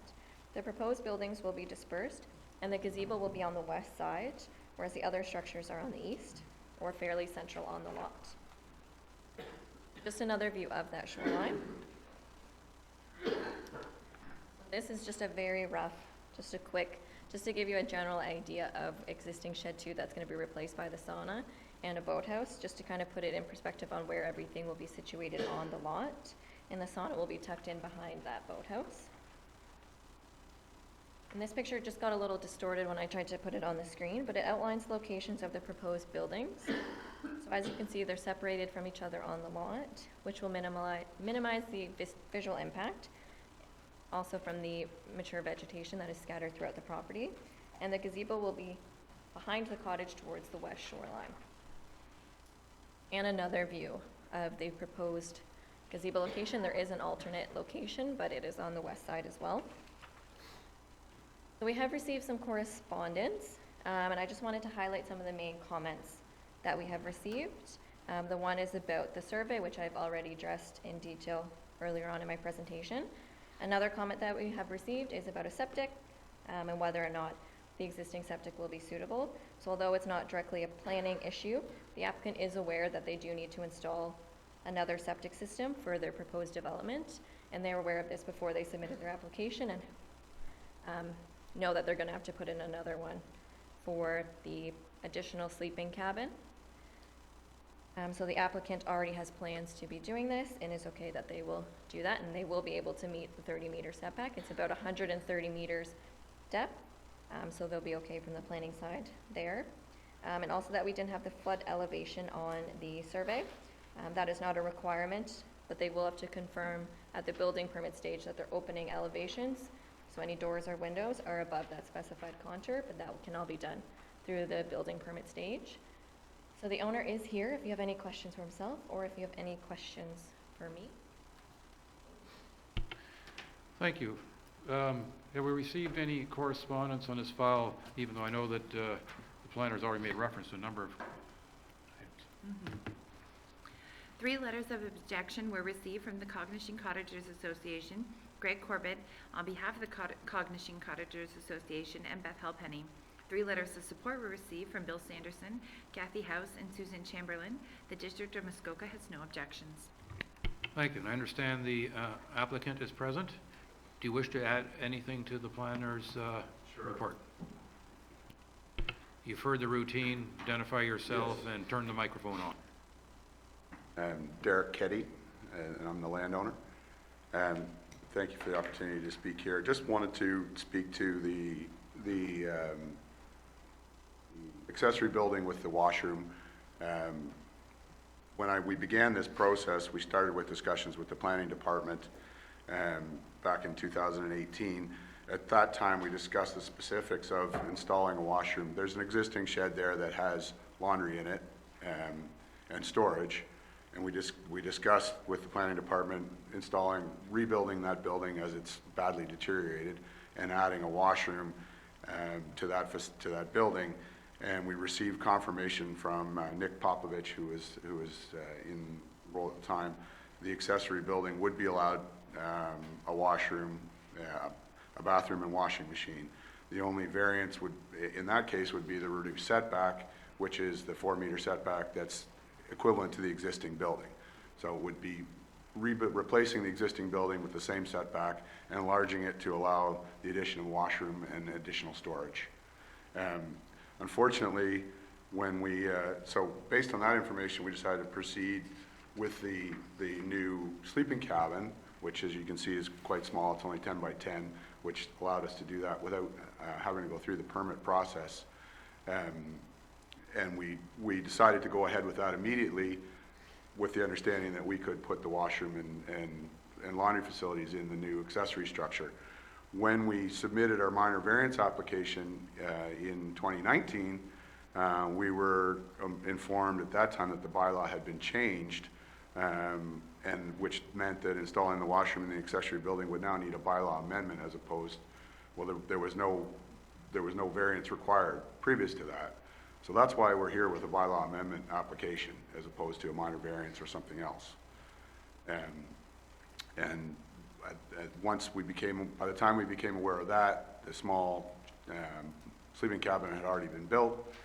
And so the only option we had to be able to build that second washroom that we had intended is through the bylaw amendment application. So that's why we're here doing this. Should also point out that some of the things that are mentioned in here for potential development are just that, they're for potential development. The immediate plans are strictly for the dryland boathouse, the new accessory structure, and the sauna. The second sleeping cabin and the gazebo are potential additions later on, with the hope of not having to come back to council with a second minor variance application later and go through that application cost and process, and trying to address that at the same time as the washroom and the accessory structure. There's a number of comments that have come in from interested parties about the visual impact of the number of buildings from the water. And as you can see from Ms. Sotheby's presentation, there is extensive vegetative cover, and the effect of the visual impact of this is almost nominal from the water. You really can't see any of the buildings, especially in the summertime when the vegetation is mature and the leaves are out. Almost all the buildings, aside from the new dryland boathouse, which is not, there's no variance involved in that, that's all within code, within all the required setbacks. Any of the other buildings that are part of this application that require either a variance or an amendment are virtually invisible from the water. And aside from the gazebo, which would be visible from the west side, in that case, as you can see in this, aside from a small piece of the main cottage, that would be the only building visible from the west side. Thank you very much. Are there any members of the public that wish to speak to this application?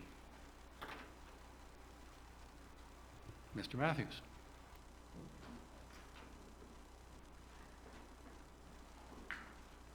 Thank you, Your Worship. David Matthews. I guess I have an observation and a question and a concern. The observation was, as Ms. Sotheby pointed out, the high water mark and the water's edge from 17 years ago, and they are almost identical. So whilst we're all very concerned about high water at the moment, apparently it does cycle. So let's hope it does go back down for all of our sakes.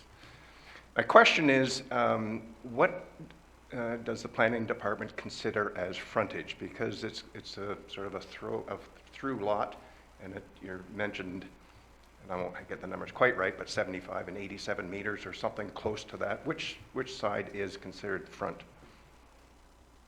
Through your worship. So for a through lot, you have frontage on both sides, so both would be taken into consideration. So is it cumulative? No, they're measured independently. Because you have to have, you know, it's just shy of the 1 hectare or 2.5 acres, but it's considerably shy of the 400 feet or 121 meters or whatever the math happens to be. Either way, so that's my concern, is that they're about 2/3 of the required width if you take even the largest frontage, which would be on the east side, I believe. So that's my concern. And I guess the other concern I have is the 4 accessory buildings when 2 are permitted. Yes, there is a way around a sauna, but generally it was not to be included in the plan either. But so that's my concern, is the amount of extra accessory buildings, the sauna, and the lack of overall width of the lot itself. Thank you. Are there any other members of the public who wish to comment on this file? Mr. Cheque, you'd like to make a response? Yes, I can speak to the frontage question. We purchased this property from the original landowners. In the site plan that Ms. Sotheby put up, there's 3 properties. They were all owned by the same family. When their father died, they severed the land to separate it into 3 properties. There were 3 brothers. And as part of that process, they did address the frontages and the separate lot areas to allow that severance of the property. That was all done prior to our ownership. We purchased the property from one brother who owned that parcel of land. So that's the reason for that. That was all addressed at the time in the severance of the property.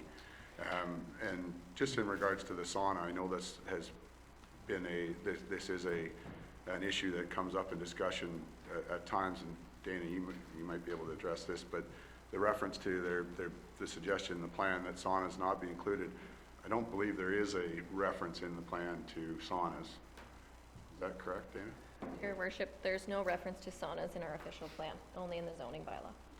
And in the zoning bylaws, it does state that it may be allowed in the front yard as a minor variance, and that's what we're requesting. And in fact, our neighbor to the east, Michael McCain, has received approval for a sauna with identical setback, considerably bigger sauna than what we're proposing, with the identical setback from the high water mark. So that's already been done by our immediate neighbor as well. Thank you.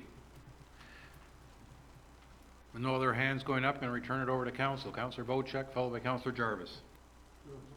Thank you. Through our planning department, what is the allowable lot coverage, the percentage of lot coverage, and what is it going to end up being with the cumulative of all the buildings? Their maximum is 5%, and I'm just trying to find my notes. They were at about 3% with all the buildings.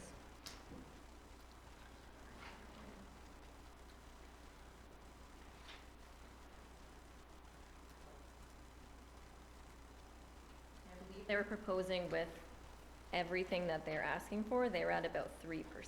And that includes the shoreline development of the boathouse? Yeah, so all 4 accessory buildings and the cottage, everything on their property, yeah. Okay. And a little bit of confusion on my part when you were saying that it's not in the official plan, but it's in the bylaw. Are you referring to the Cognition Community Plan bylaw or the official plan bylaw? There's a community plan in Cognition which is structured to meet the needs of the community there, in addition to the official plan. So where do we find that bylaw that you're stating? Is it in the community plan or is it in the official plan? Your worship, there's no word sauna in the official plan at all. There's only references to the policies on saunas in the zoning bylaw. So you can have a sauna if you go through a zoning amendment or a minor variance. It may be considered, and that criteria is in the zoning bylaw only. There's nothing in the official plan or the Cognition plan in our official plan document.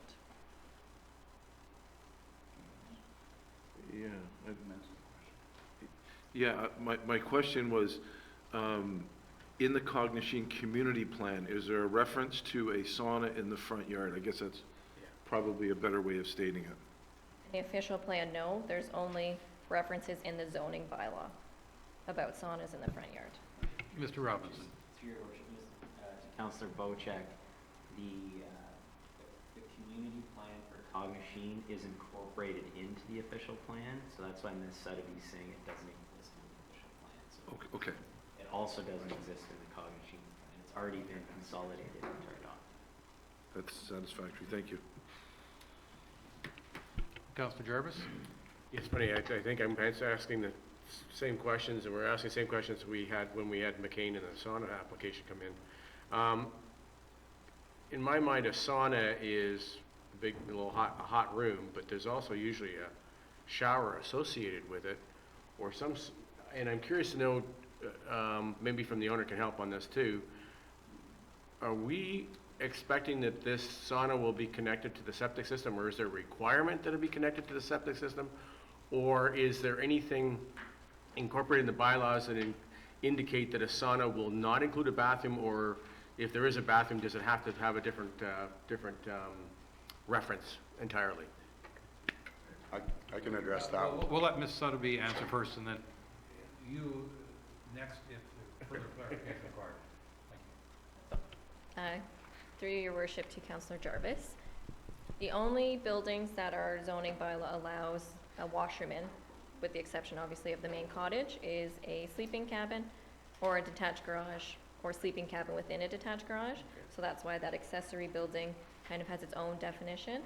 So they wouldn't be permitted to have a washroom in the sauna, and I'm not sure whether or not that was their intent. I don't believe so. I could just clarify, it would be a freestanding sauna, no plumbing of any kind, it's just a heater is the only service, the heater and lighting are the only services in that sauna. It's a kit sauna. It comes as a self-standing building with no plumbing of any kind, so there's no washroom, no shower, no running water at all. Thank you. Councillor Cooper. I have a few questions and observations, and I'll probably leave the sauna out of it, other than I think we approved a sauna previously in the area,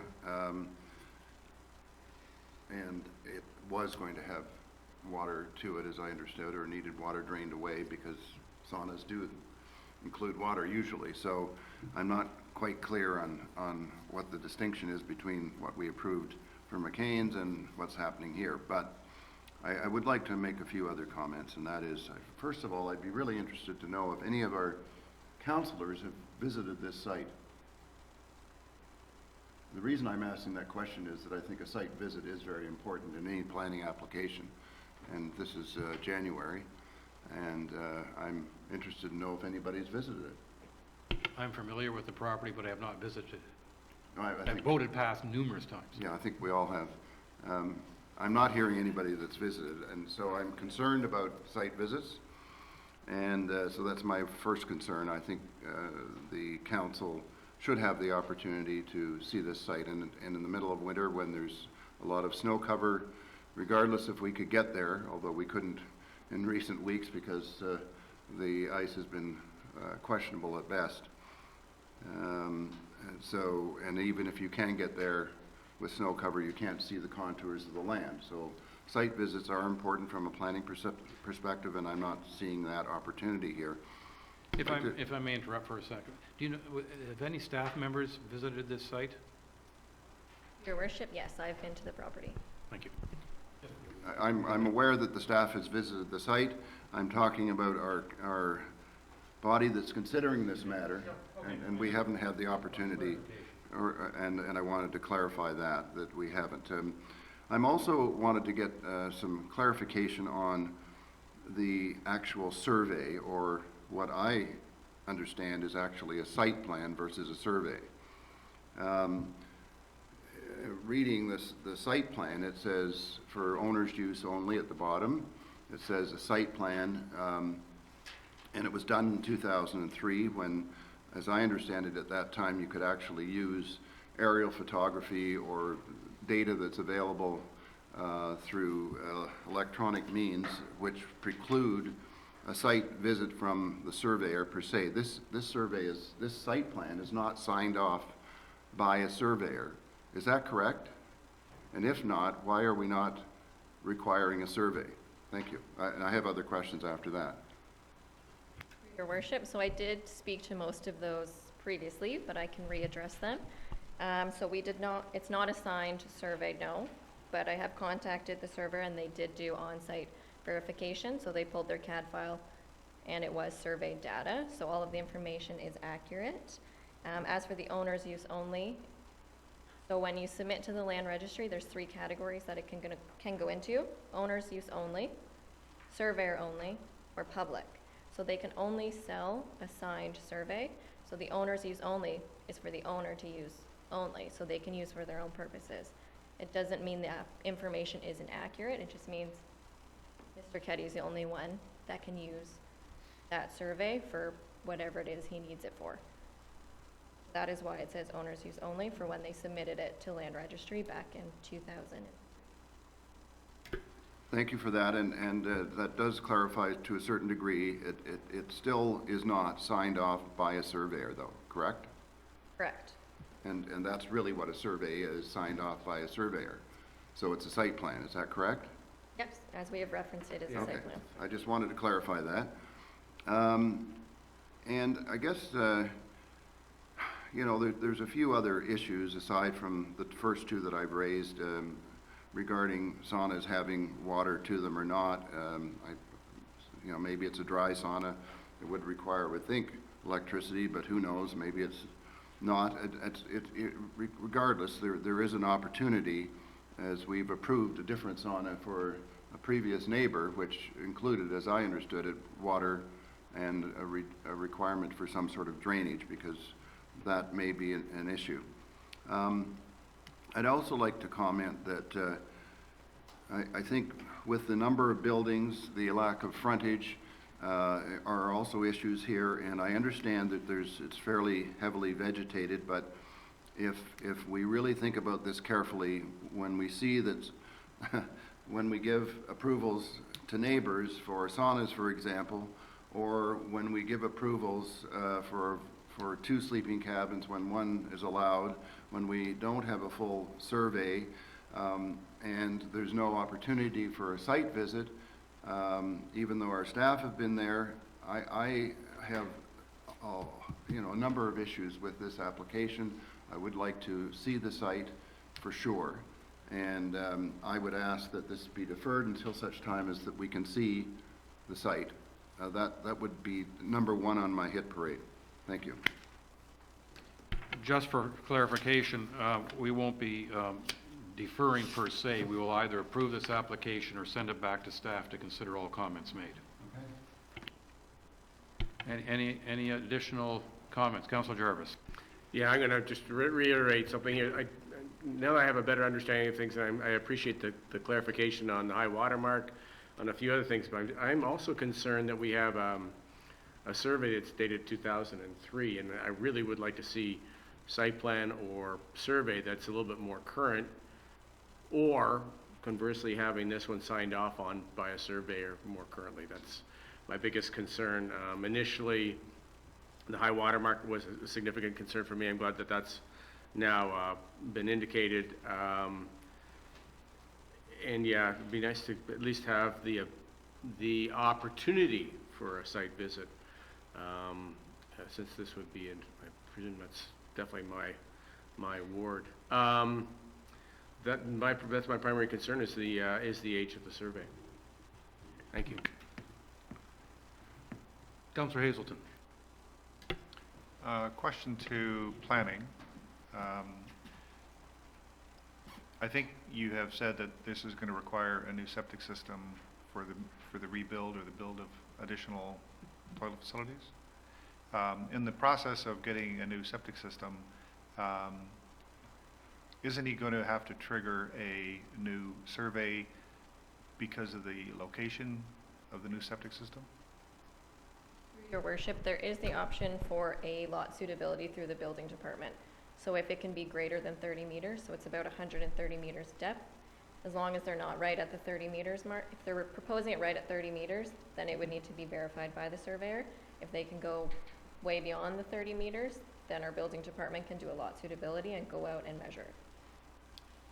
Okay, so thank you for that clarification. I guess where I was going on this is the applicant's going to be spending a ton of money on development, and we've had a policy where we've tried to get stamp surveys that guarantee accuracy, and I get really nervous when we are grandfathering in old surveys and perhaps having somebody go out and do something but not do it from the caliber and quality that you would use to register on title, which I think is the caliber that we're looking for.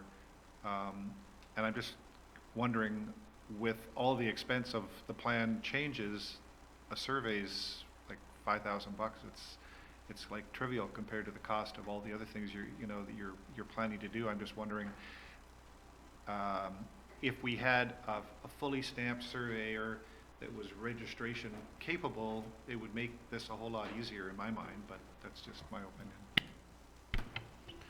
Mr. Cheque. Just to comment on that, so that the site plan that you're referring to that has the high water mark on it and the calculation of the land area is the one that's not signed off. There is a land registry survey that is signed off. That particular document I don't even have a complete copy of, and it doesn't. So it does show the lot lines, and it's the land registry, and that is signed off by Dale Eplett, the surveyor who performed the survey at the time. and that's registered with the Land Registry Office, that survey. And that was dated '03? Also dated '03, yes. Okay. So I And- just to dismiss that a little bit, I've gone through circumstances like this on my property. I've had Dale Epplett and team do surveys a long time ago. I did changes recently. I had a new survey done, and basically my old survey was wrong. So with that knowledge, even though it was a registered survey, I'm uncomfortable, and we've seen surveys come to council and Committee of Adjustment in the past that haven't been current stamped surveys.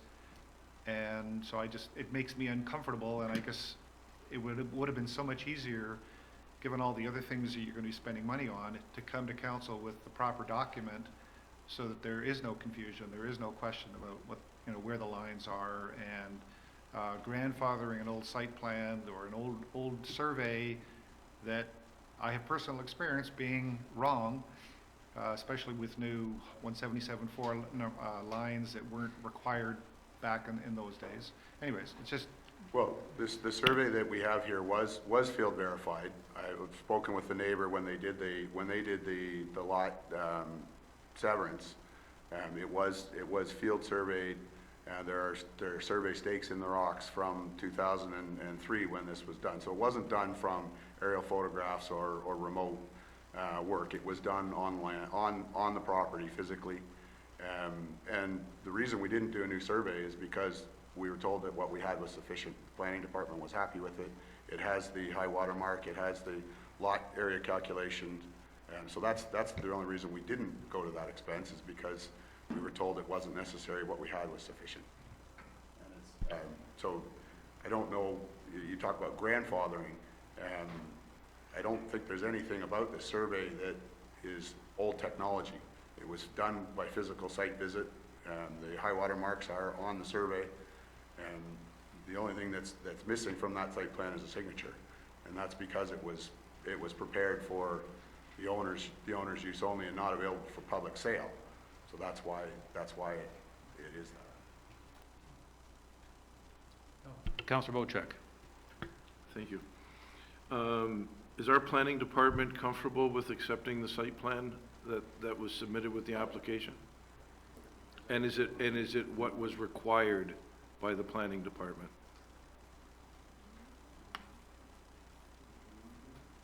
Your worship, yes, staff are comfortable with the survey site plan that was submitted.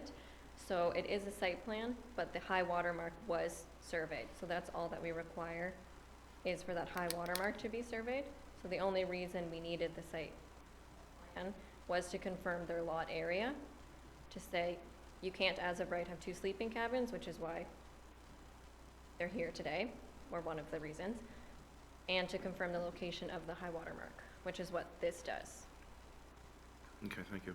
Can I just add to Please. that? So just to reiterate what Ms. Sutton has indicated, is that we don't require a quote-unquote survey for every application that the lot is surveyed. What we require is a survey of the high water mark, or a survey of the 177.4, and that's what was provided. So what's happened here is survey of the 177.4 was conducted in, I think it was 2003, and from that, a site plan was prepared that shows the site plan.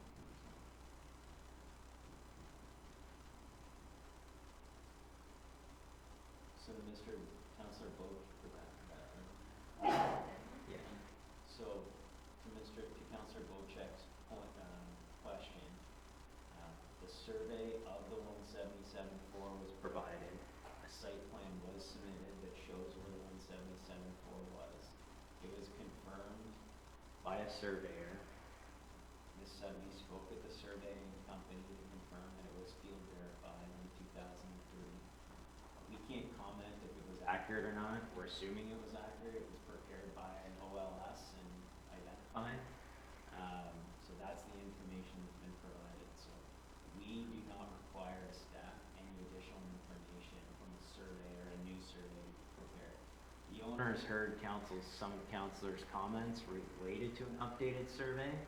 So if council decides not to pass the bylaw today and to defer it, the owner can take that information, the decide whether or not he wants to prepare another survey of that high water mark. But it's not something that staff would require at this time. But I'm sure the owners listen intently to what some of the councilors' concerns are. They'll be able to make a decision on how to proceed. Thank you. Councillor Cooper, followed by Councillor Hazelton. So I'm not sure I understand. You're saying we can't defer. You are talking about deferring, so. I wish he hadn't used the word defer.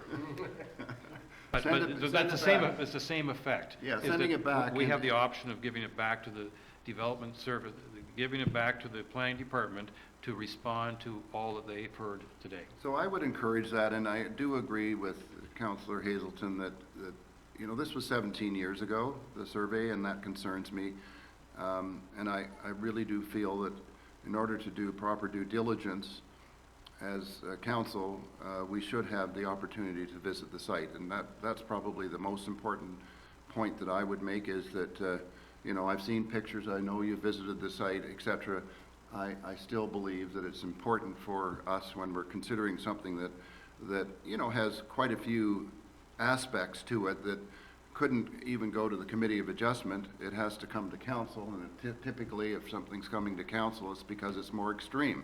And if it's more extreme, we should visit the site. At least that would be my preference. And I realize that the view from the canoe is a consideration for some.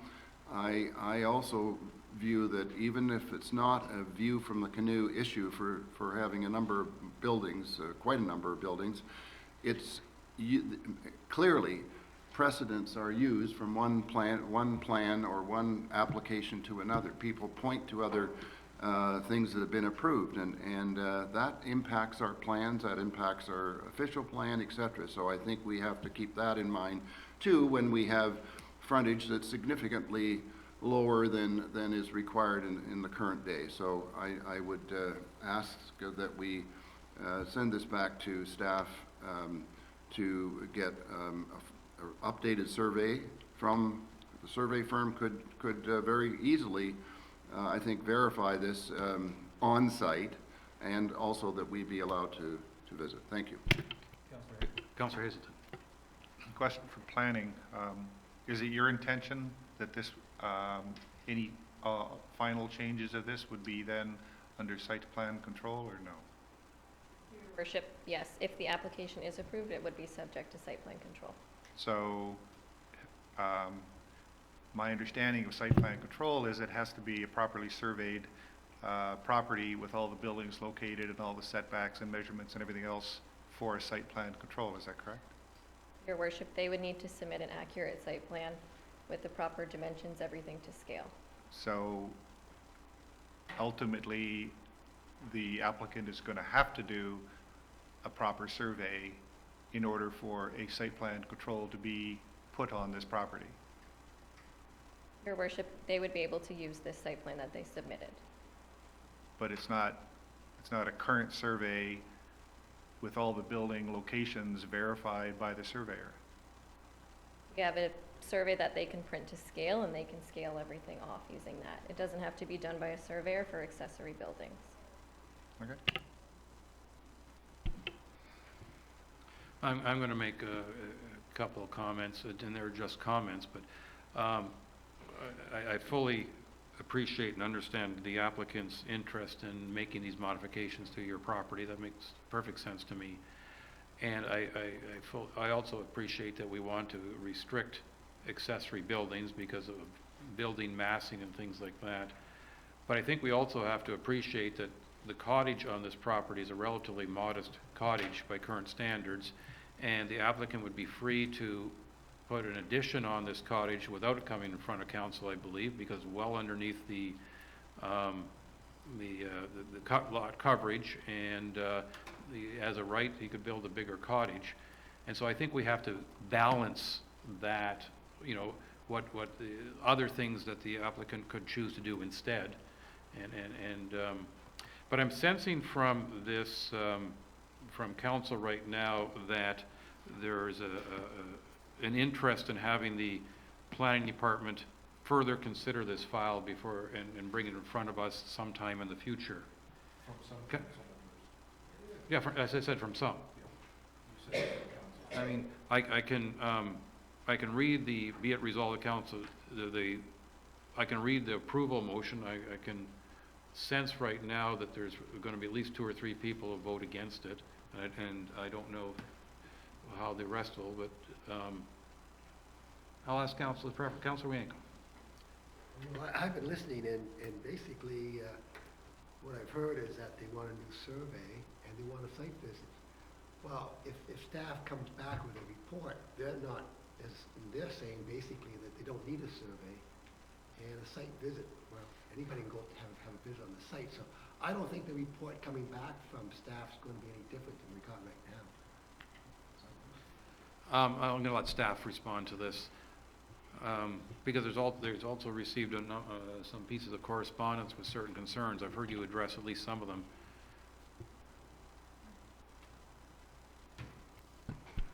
Your Worship, the questions about the survey requirement and what the report might look like are one component of it. There's also been some comments that have been provided. So staff could take a further look at those comments and provide an updated report with a comment summary table included about how those comments have been addressed. So that could be completed for a future meeting. And so council can evaluate staff's response to those comments that have been submitted. Thank you.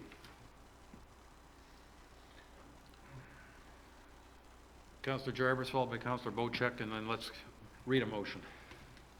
I'm sort of moving on in a manner of speaking. I understand where everything's coming from. I still have my concerns with regards to the survey from 2003, but I'm just, so we're talking about a proposal for a change in the septic system sometime down the road, correct? That's a future consideration for, what is it, the washer building or the cabin, or what was that for? The change in the septic would be required for the second sleeping cabin only. The existing septic can handle all of the plumbing requirements for everything up to and just short of the second sleeping cabin. Leads to my next question then. So I guess at a certain point, you come back to us with an application for the sleeping cabin with the septic, is that correct? Your Worship, if he complies with all the setbacks, so if the application was approved to permit a second sleeping cabin, it would just be building permit. What about the change in the septic system then? Does that not require further approvals, or is that? Of the building department. Building department. Thank you. Councilor Bocheck? Yeah, everybody seems to be making a comment on how to move forward with this, and I'll add my 2 cents in as well too, that for the past 6 or 7 years, I've sat on Committee of Adjustments and looked at variances, and I've also sat on council and looked at zoning amendments, and never before have I seen such a want or a will for an updated survey. I've passed, I think, hundreds of applications using a site plan or a survey from the 1950s or 60s. To me, it doesn't have a real bearing on this. So if you're looking for what I'm looking at doing here, I think we should go ahead with the resolution, because I think there is a will of some councillors to move this application forward.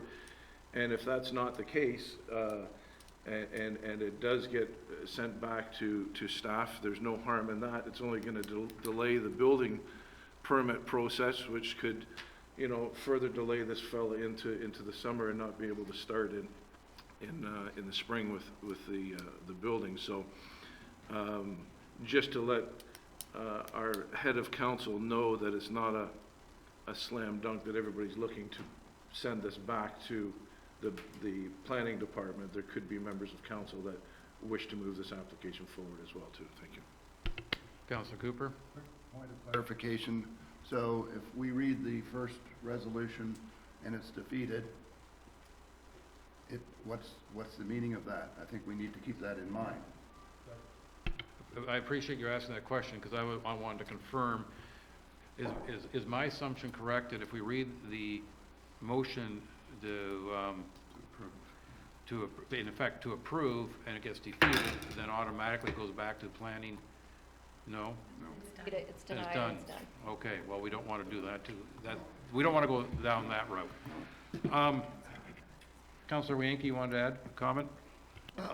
No, I think it should go back to planning because there were some comments that came in from the public that haven't been addressed yet. So I think it should go back to planning for an updated report.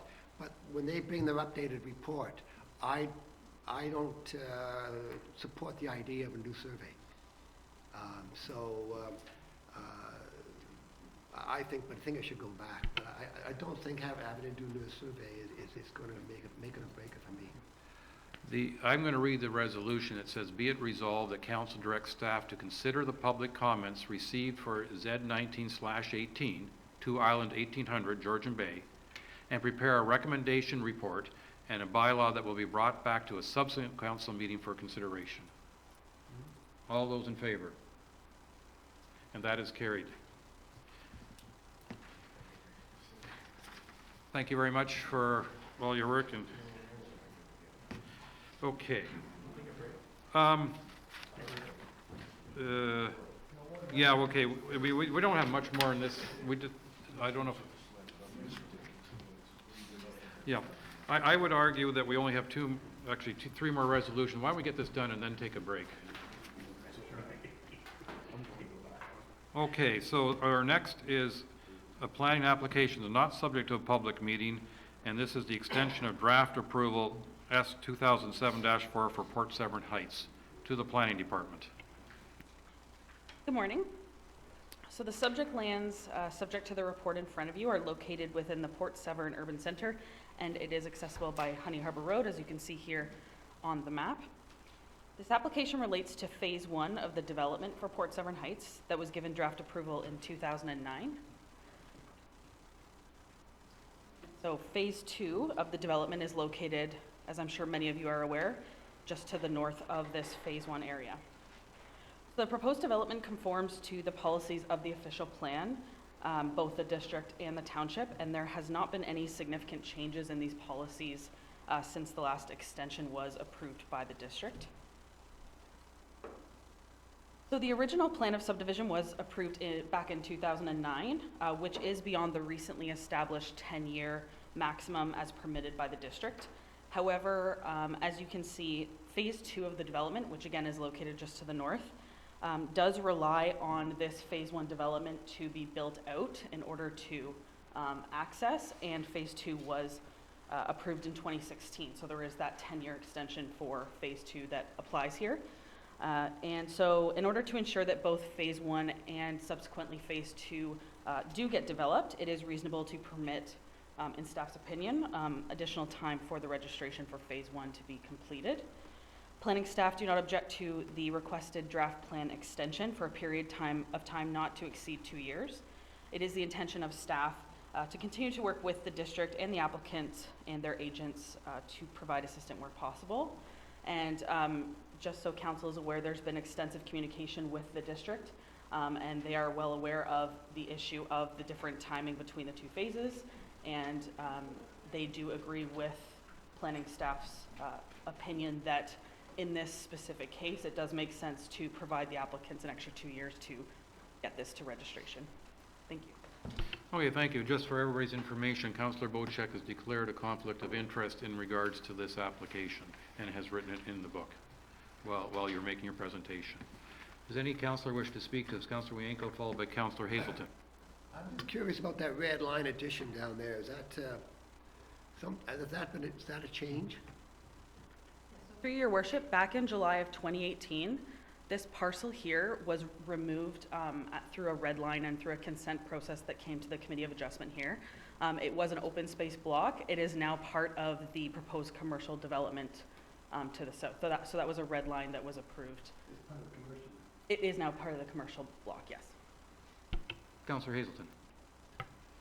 I'm delighted to see this come forward, mainly because I have no visibility into it, because it was done at a previous council, and I've been struggling to get documentation to give me some insight, so when people ask me about it, I at least have some idea what has been planned. So I'm delighted to see it. I would also request that planning provide us with copies of the second phase, so that we can get visibility into that, because our constituents, when they drive by and see a big sign, have no idea what's going on. So that's one thing I would ask. Secondly, when we see these different blocks, 71, 72, I'm guessing that most of these are individual buildings, but these large blocks, is that a multi-residential play? So through your worship, that's a great question. So these lots up to the north and to the west side, those are all single detached dwelling lots. And then these blocks that are located here were intended for townhouse development. And then these larger parcels here are intended for multi-use, i.e. kind of, 3-story walk-up type of development. I know that there has been an ongoing conversation with the applicants to potentially maybe adjust some of these blocks and what that's intended for, but that would come in front of council again if any changes are. So how do we get visibility into what you just said? Like copies of something that say this is what has been planned? I don't know, do they have renderings of what? If I could, no? Past clerk, current acting CAO. Thank you. I apologize. Through you, the mayor. Councillor Hazelton has come to me in the past asking for this information, and Victoria and I were working on gathering information for you and all of council, but we were just waiting for a couple puzzle pieces to be put together, and I think this is one of them, and we can get something for you soon, but we don't need any sort of resolution or direction. It's already on our radar.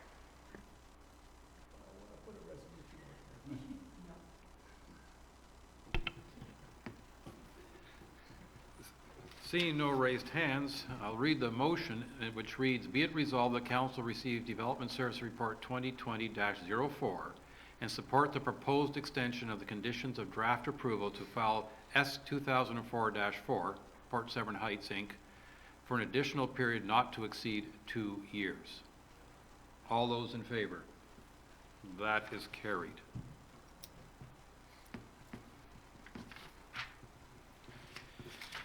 Be it resolved that council adopts bylaw 2020-014, being a bylaw to confirm the proceedings of the January 13th, 2020 Planning Council meeting. All those in favor? That is carried.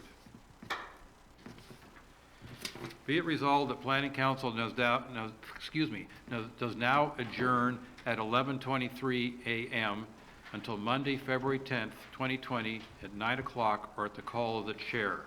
All those in favor? That is carried. I'm going to propose that we take a 12-minute break, reconvene at 11:35, and at that point knock off a few of the council items before we take a lunch break. Councilor Hazelton obviously is concurring. You can't leave until the motion's been read and voted upon. All of you need to come. All in favor? Down, please. I wasn't, oh, sorry, I thought I'd called it. I just automatically, okay. Sorry. It's been voted on. Sorry, you said it, but then you just kept going. Okay. Thank you.